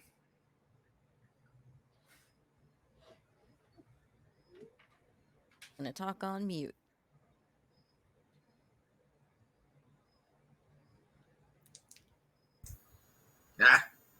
Now I can talk, maybe. Yay! Man, I've been talking so much. I've been on mute the whole time. Yeah, no, I don't think I'm not taking anything from the room.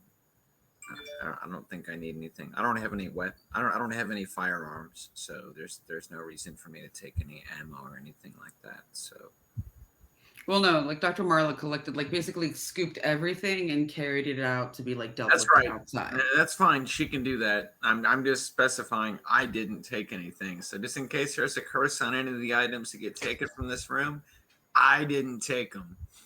I didn't touch any of them. So from Marla having shakes her head at the superstition and like packs the shit in her bag, handing Trigger a couple whatever the magazines are. I don't have any weapons. I Yeah, don't have but a we weapon. find them all Your the name's time. not Trigger either. Oh, Yeah, okay. Sorry. Frank.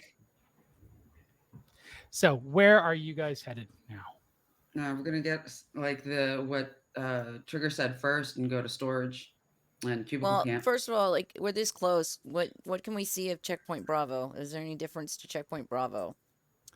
Checkpoint Bravo looks like it's been in a war zone. The Functioning. the android is still there and still functioning, but the glass has bullet holes in it. There's the gate itself looks like it's kind of offset maybe by something that hit it really hard. It is not in nearly a pristine condition as it normally is. Right, but is it disarmed? No, the So it android still is- has the submachine gun. I said there was damage, but I wasn't. Yeah, like damaged You cow. think Like so, so, though? like it's just got like shots in the body of it. But I take it the glass is still holding up. Mhm. Like, so the bullet holes are like Okay. stuck in the glass. Like, is it bulletproof? Like, what are we talking about?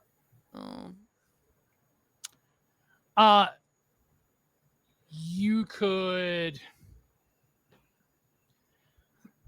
So if you wanted to traverse it, you're still going to have to go deal with putting your stuff in the box and handling the android. I thought we What do had a you way mean? around this person. I thought we had a way around this android. No, we've always just gone through Alpha. Yeah. I might as well backtrack to there. That's what I mean. Going around Bravo is going through Alpha and then not having to relinquish any of our weapons.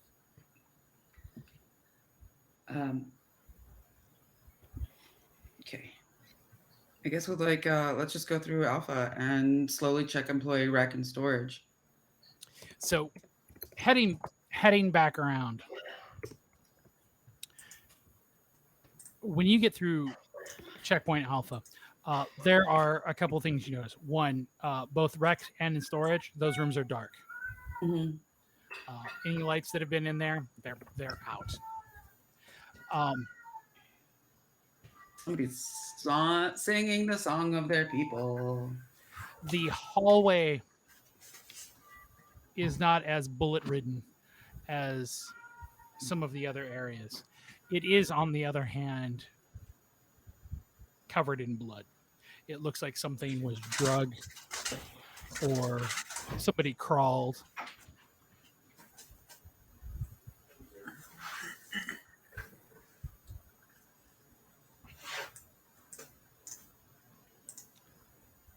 So what do you do? Even with my HUD light just peering into the doorway, is there anything of note? Both. So in the employee rec center, if you're just peering through the door, I would say that there's like that place. It looks like something has rampaged in here. Like it's like a lot of the lockers have been pulled over. Right. Some of them have just been sheared. It looks like something happened here. In storage just looks like it was tossed really heavily. The only thing, again, that stands out in storage is that retinal scanner on the wall that says access. Looks exactly like it is when you found it. I don't want to eat on screen. And I love the night. Let's.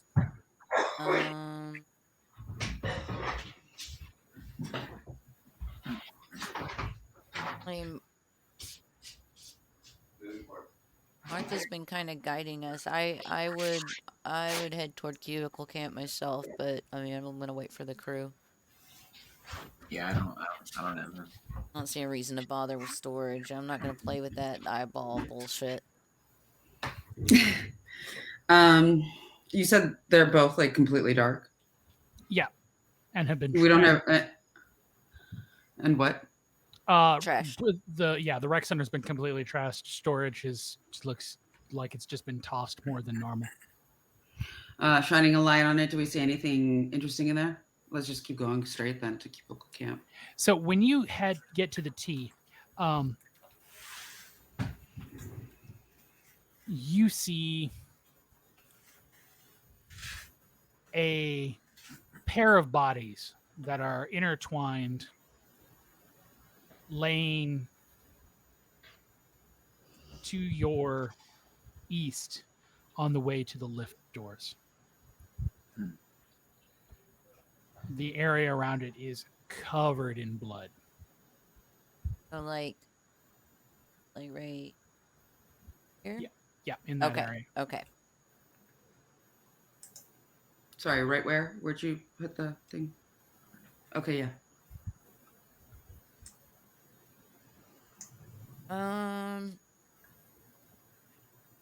Is there any sign of life? Those two bodies aren't moving. Okay. I'm gonna have my SMG at hand, but yeah, I'll approach and Doc, we might want to check over here. Loot the bodies. Yeah, I can go ahead, and since I have my scanner already, I can like go ahead and go up to the bodies and scan them, and then like check for pulses. So when you get to the bodies, one of the people you don't recognize.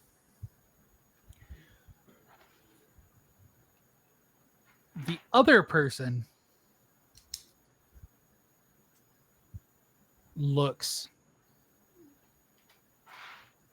like the captain. Oh, shit. I know we've probably asked this before, but our body cams, are they just recording locally or is it transmitting back to the ship? They're local. Okay. We definitely just need a radio Arcady right now. And I'll say I don't have a body cam on this character. I don't like. Whoa, let's find out if it's actually the captain, and I like continue scanning them. So when you scan the person who is unknown, they come up as human. Okay. Between both scans, we're saying concrete. This is a human. The captain comes up as an android. Ooh. So this is not the captain. No, but knowing that the captain has been copied would still be very fucking valuable information to them. Yeah, no, I agree. Right, but like we don't. That means the captain's out there somewhere. The other thing Or dead.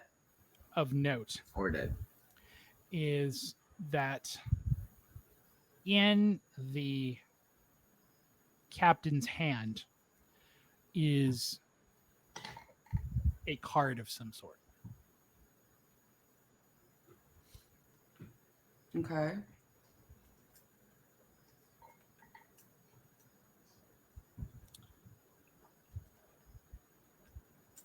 You take it? So what do you guys do? I don't see why we wouldn't take it. I mean, it's something, but what does the card look like? Just like a pass card? Mm-hmm.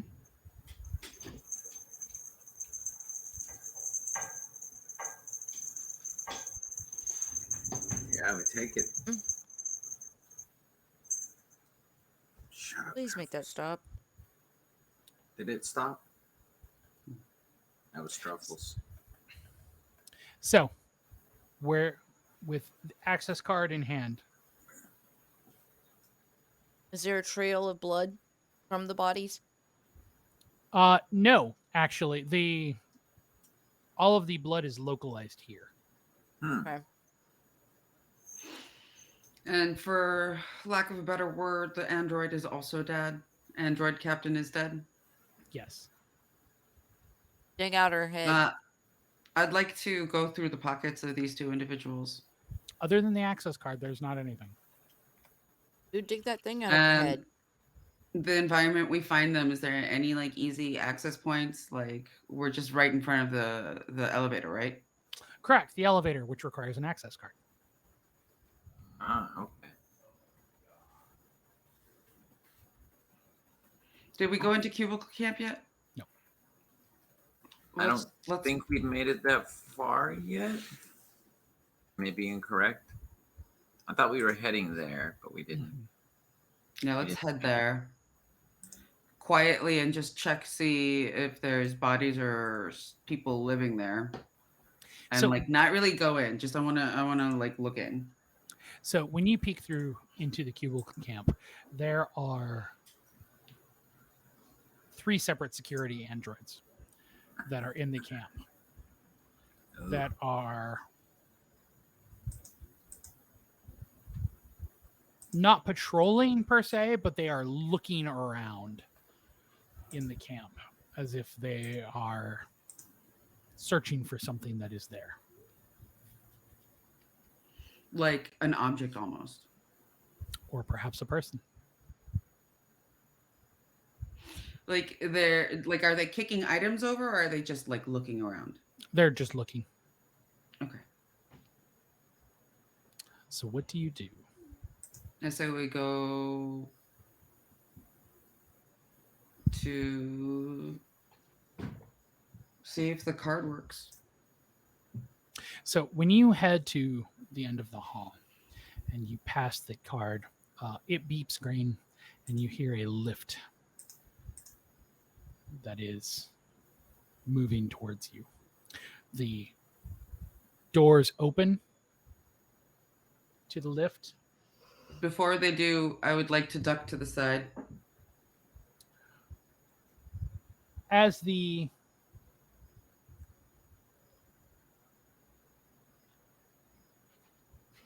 when the doors open, there is a graffitied smiley face on the back panel wall that has a single tear for a left instead of a left eye. Underneath of it, wrapped around the bottom, is the phrase, "Welcome to hell."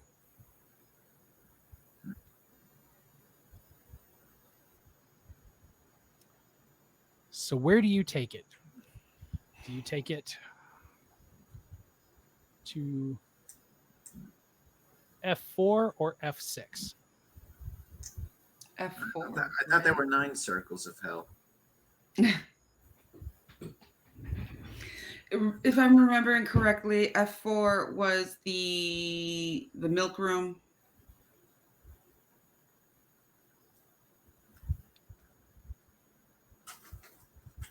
The undulating massive titty anuses with milk. We've been on floor 4s and 6 before. Can you remind us? Yeah, I'm just wondering what is on what floor, because we would remember. So where are you headed? You're headed to floor 4? We're asking. I'm trying to ask. I'm trying 6? to remember if floor was the undulating milk ass like anus room, or the lobby.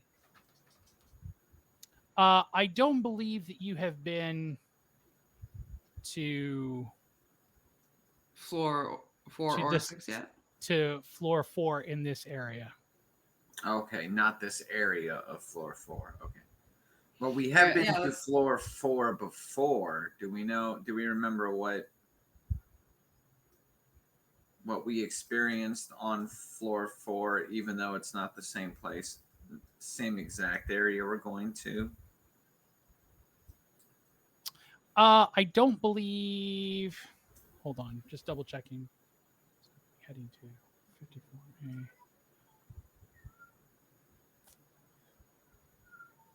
No, you've actually never been here. Oh, All right, let's go to 4th we've floor. never been to floor 4 at all. Okay. All So right. we did get a warning about it, I think. So, heading Did we get a warning about it? So this is Fuck. I need to take better notes. I'm trying, y'all.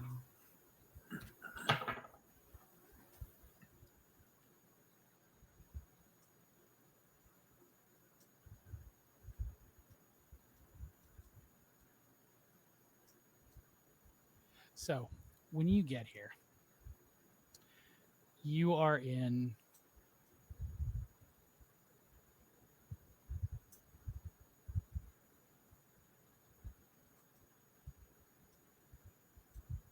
here.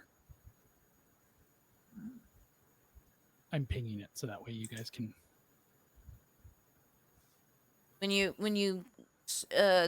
The best settings I found for it is to scroll out to 30% and scroll all the way up.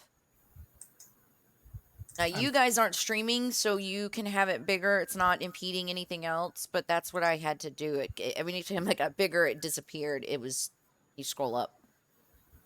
Are you guys seeing where I'm pinging? Lobby. Yep. Yeah, You're I muted, see. Marta. Okay.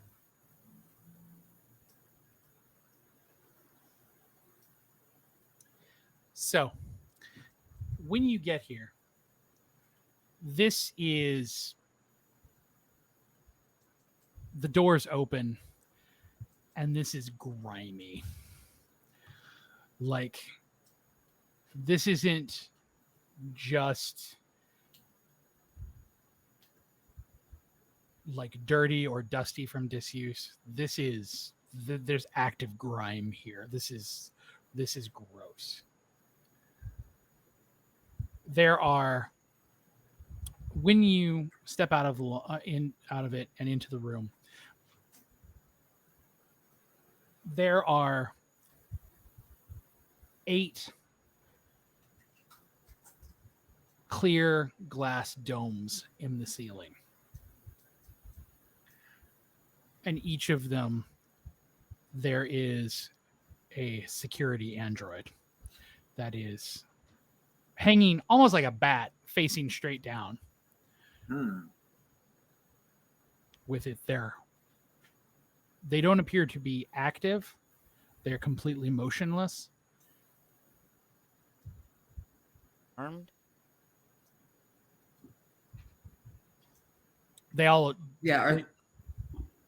you can't see, but they definitely look like every other security android you've ever encountered. So probably armed. I can shoot.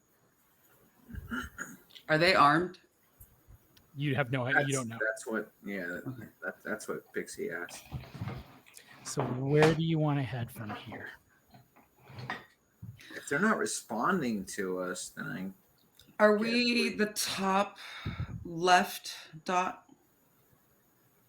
Are we in that entrance of the lobby, like right in the center of it? Mm-hmm. So the middle dot is the elevators. So this would be the elevators. Okay.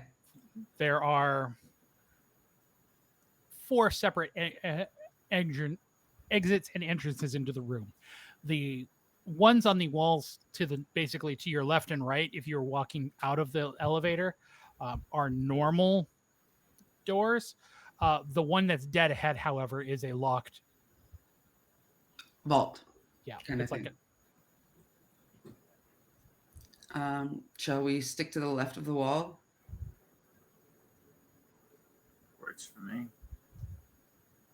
Seems to be the closest door, so we might have a better chance of getting to it if these security androids are active. So when you head through this door, the hallway is short and not particularly decorated. Where you can not reveal this.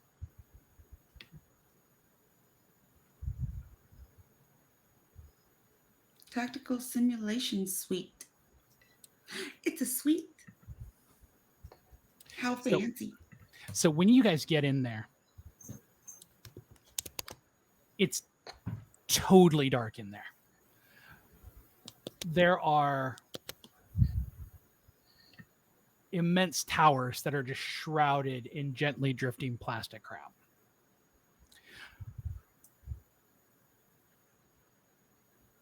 It smells like rotted meat in here.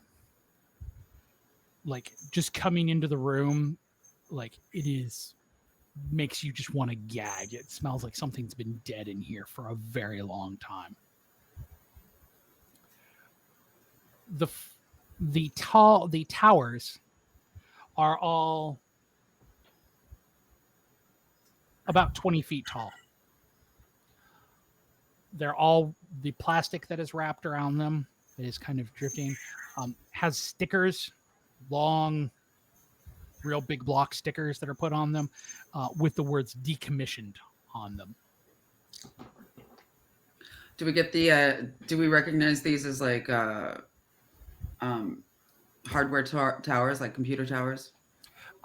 So when you, what are your? Hold on, Dr. Marla. My stats. You have computers. You would recognize these as server towers. Yeah. Okay. As you look through the room, you find the source of the smell. There is, behind the farthest tower, there's a corpse that is rotting. It has 8 large puncture wounds to its chest. And its face is just horribly disfigured. Nose is missing. The upper lip is missing, leaving the teeth exposed. One of its eyes is completely gouged out. It's missing on one side a huge portion of cheek, but not all of the cheek, which gives it, like, you can see teeth behind it. Harvey didn't. Yeah, kind of. Can Dr. Marla figure out how, like, ballpark, how old this corpse is? It's difficult to do. Let's look at your skills again, see what you've got.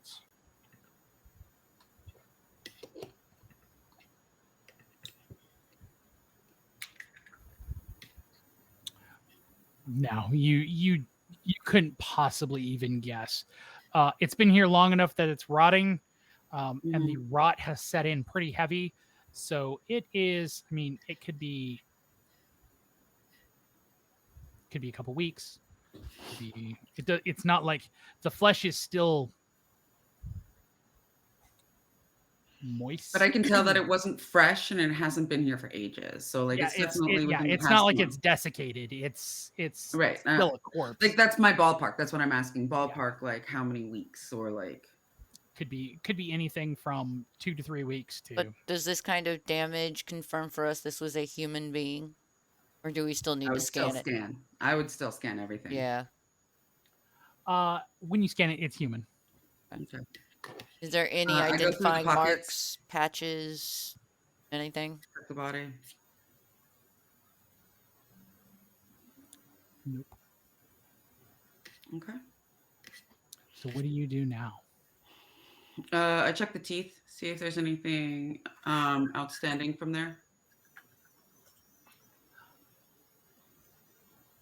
His teeth, unlike the rest of his face, is mostly fine. Pristine, no crowns, no nothing. Nothing like that. No. Okay. So what do you do now?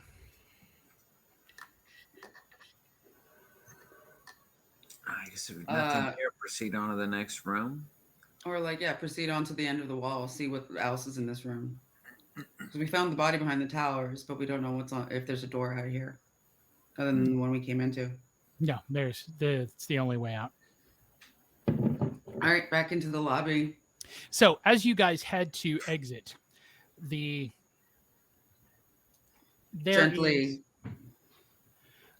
is a man in a lab coat who appears at the door. He's tall and gaunt, which would be the look on his face would give you cause for concern as it is. The bigger cause for concern is that he literally has a halo of knives that is circling over his head. Like Like apart from levitating. him. Mm-hmm. And he is waiting for us right outside the lobby. He is at the door blocking your exit from the tactical simulation suite. Okay. Does he do Aggressive? anything? Yeah, like what does he do? Obviously, I'm not going to say hi. Like, I don't think Dr. Cito in this situation would say hi. It would just stop and observe. So when Stun baton and scanner at the ready. When he sees you, he shrieks in a metallic scream and screams, "When is the suffering enough?" And he moves to attack you. I shoot him. I need you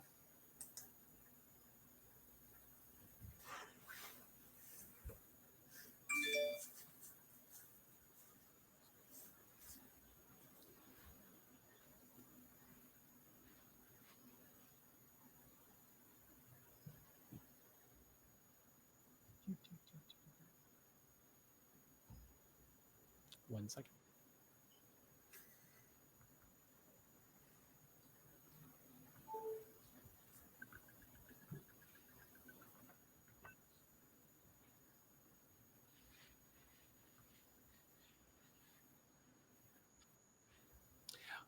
I need everyone to make a sanity save. Oh, everyone.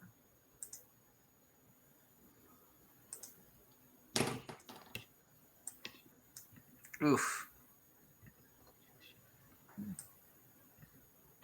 Hey!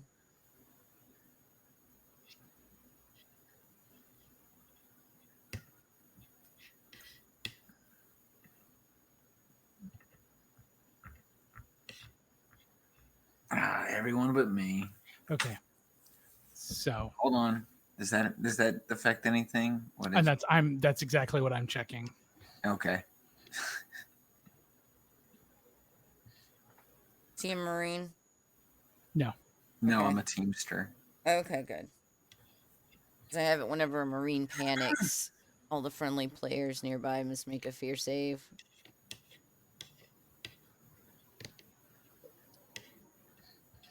Wait, that's okay. That's different. That's the panic effect table. Mm-hmm. That's a different table. Okay. It says I can re-roll. I was like, oh, I can re-roll. Oh no, that's different. I can't re-roll this.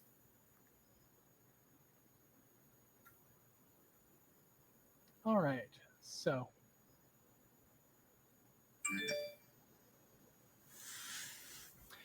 you gain 1 stress. So I've already increased that stress for you.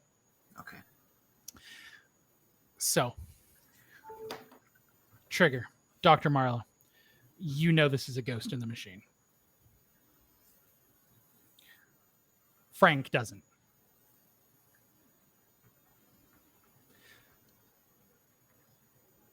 So, the ghost lunges for Frank.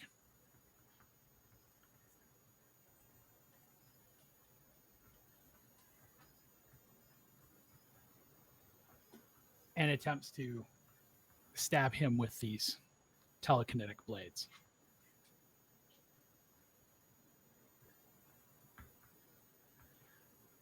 So, Frank, for the purposes of this, you are in active combat, Okay. as if you were being attacked by a real attacker. So,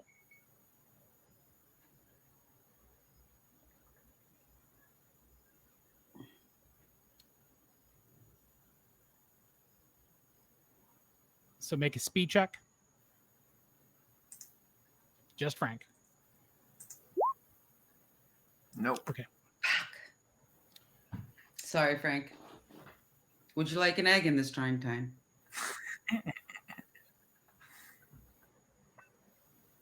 So the creature runs forward and attacks, attempting to slice you up with its telekinetic blades. Rotating halo of telekinetic blades.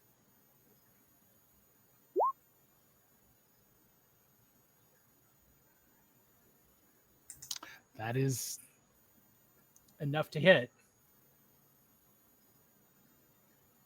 So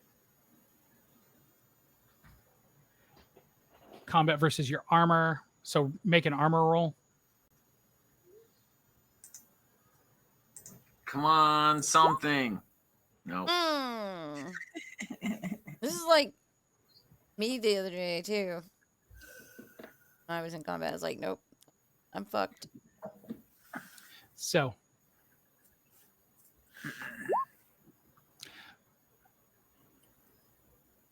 it slashes you with these telekinetic blades.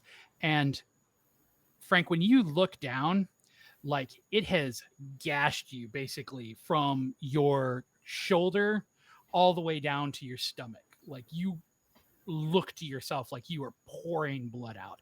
This hurts. It is an awful, awful feeling. Now, Trigger and Dr. Marla, you're watching all of this and you see it basically from an external perspective. You watch this ghost attack Frank and even see him get slashed. But from where you're standing, there's no blood. Nope, you see blood, but it's all part of a projection. And you know that because Frank believes it's true, his body is treating it as if it is in fact in pain. It's so what are you guys going to do?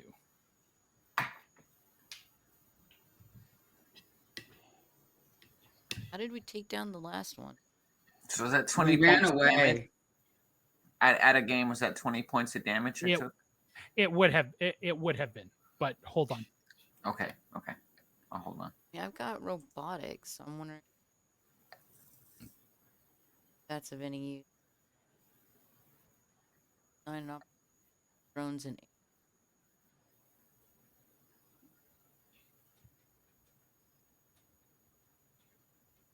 that's of any.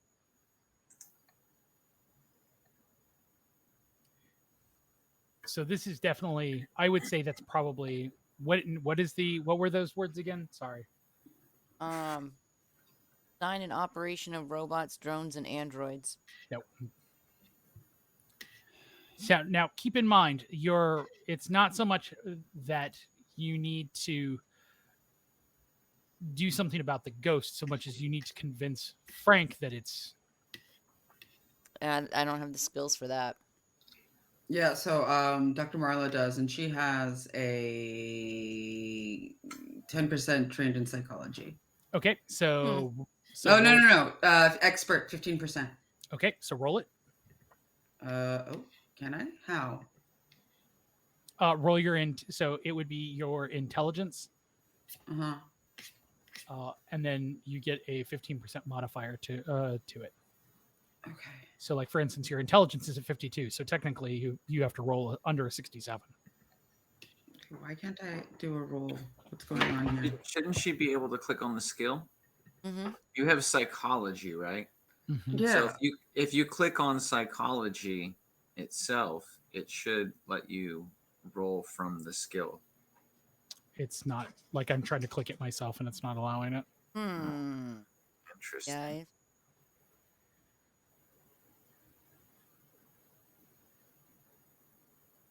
So just roll your intelligence, and then we'll have to manually do it.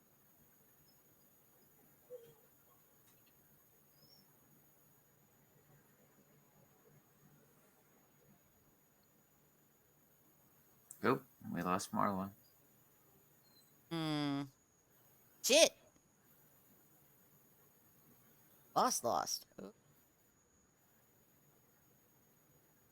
That a minute.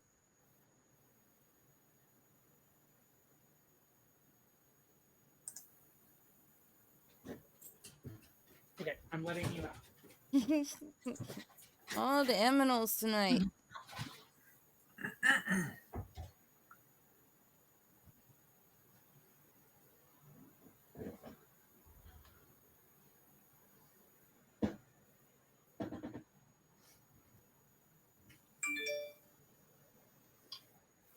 Maybe.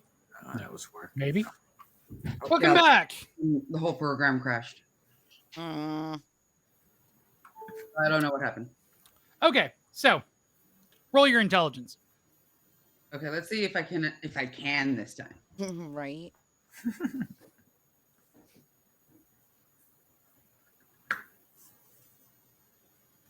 Nope. Dang. What Yeah. browser are you using?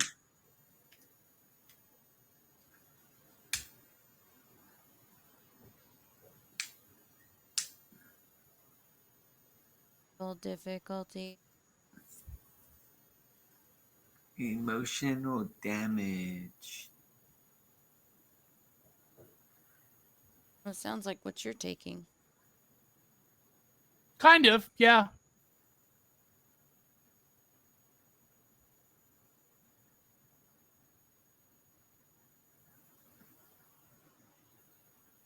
Get her back, folks.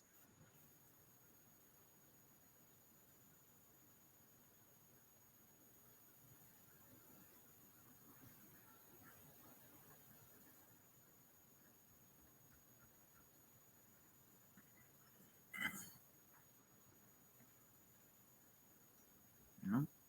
Let's see how long I last this time. Roll your intelligence, quick now. Now. I'm trying. Every time I click on my thing, it's what short circuits everything. I'm wondering if rolling the intelligence is what's disconnecting her. That's basically what's like it feels like is happening every time I try. It's just like shut down. And you said 15%. Yep. Okay. Normal. Yep. Nope. Boss, you may have to do this one. I was gonna say I'm gonna see if I can do it. Might have to take care of this one. Oh crap. Okay, so I know I can do it. I'm not gonna roll until she's back. If we get her back. Roll and die. Cut.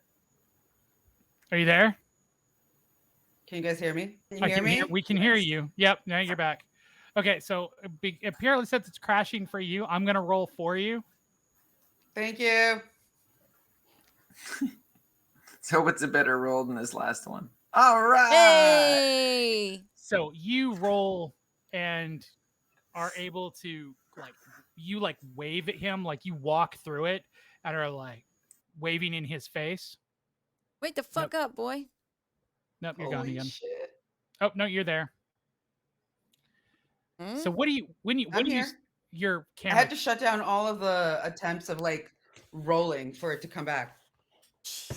So what do you you see say me? to him? Your camera is like your video is super delayed Glitchy. now. Yeah. So what do you say to him?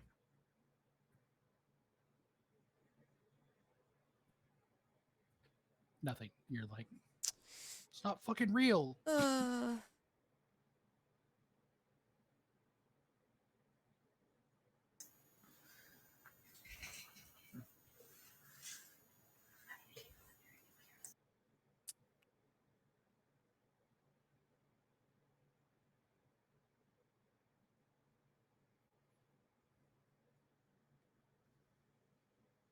Are you there? Are you back? Okay. What? I'm not gonna do anything ever again. So you guys are rolling on. Okay. So what do you say to Frank?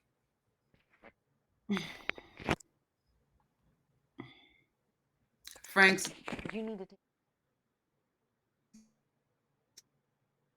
Literally take.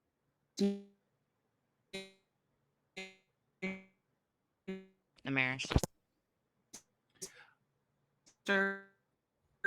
Are you there? What, me or Mar? Anybody? I'm here. Okay, you're there. I see Frank moving his mouth, but he's muted. And Marla has frozen up again, I think. I am muted. Yes, I'm here. coming. No, I can hear you guys. It's just like everything's Okay. coming in all digitized and like busted up. Yeah. Oh my god! Yeah, it you looks guys like have you're- to, like fast forward. Yeah, me. it That looks was like you're so- lagging real You're- hard. Probably your bandwidth. Yeah, your video is chopping up pretty bad too. And sometimes your audio. Oh, your audio is doing it really bad now too. Although it's doing like a really cool like. All All right, somebody sample it. We have a hit on our Yeah. hands. Can do. I don't know what to do. Warning anymore. for Like, I'm, people like, in Twitch, we got an ad coming in. Just letting you guys know. Good way to get rid of ads is, of Umbrella, course, to subscribe. Ella.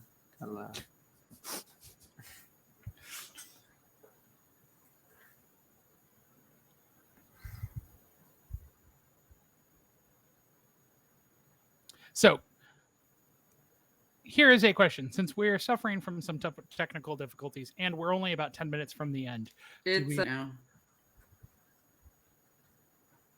do we want to cut it a bit short and come back to this point next week? That think might so. be what we need to And do. maybe everybody, maybe just across the board, just some bits of advice. Check your windows. Never know. They don't always remind you when there's a fucking update. Check your... I use Chrome, but whatever browser you're using, check your browser. It might need an update. If it's sound and video issues, maybe look into drivers that might be out of date. Just saying, it's some things that, you know, come to mind. I would say open up Task I mean, look, Manager and just see what's taking. Well, up that's all the- like after you do all the checkups. Yeah. Yeah. That's when I go to Taskmaster. I'm like, okay.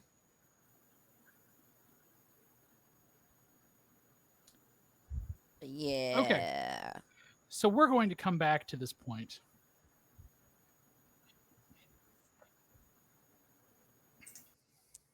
browser and the game.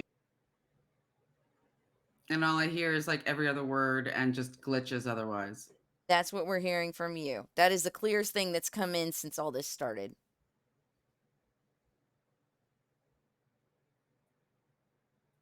I don't want Martha to feel cut off or cut out, but yeah, with all of the issues, I think it is best that we retire. I know everybody's fur babies need to be fed anyway. So we will retire here for the night, everybody.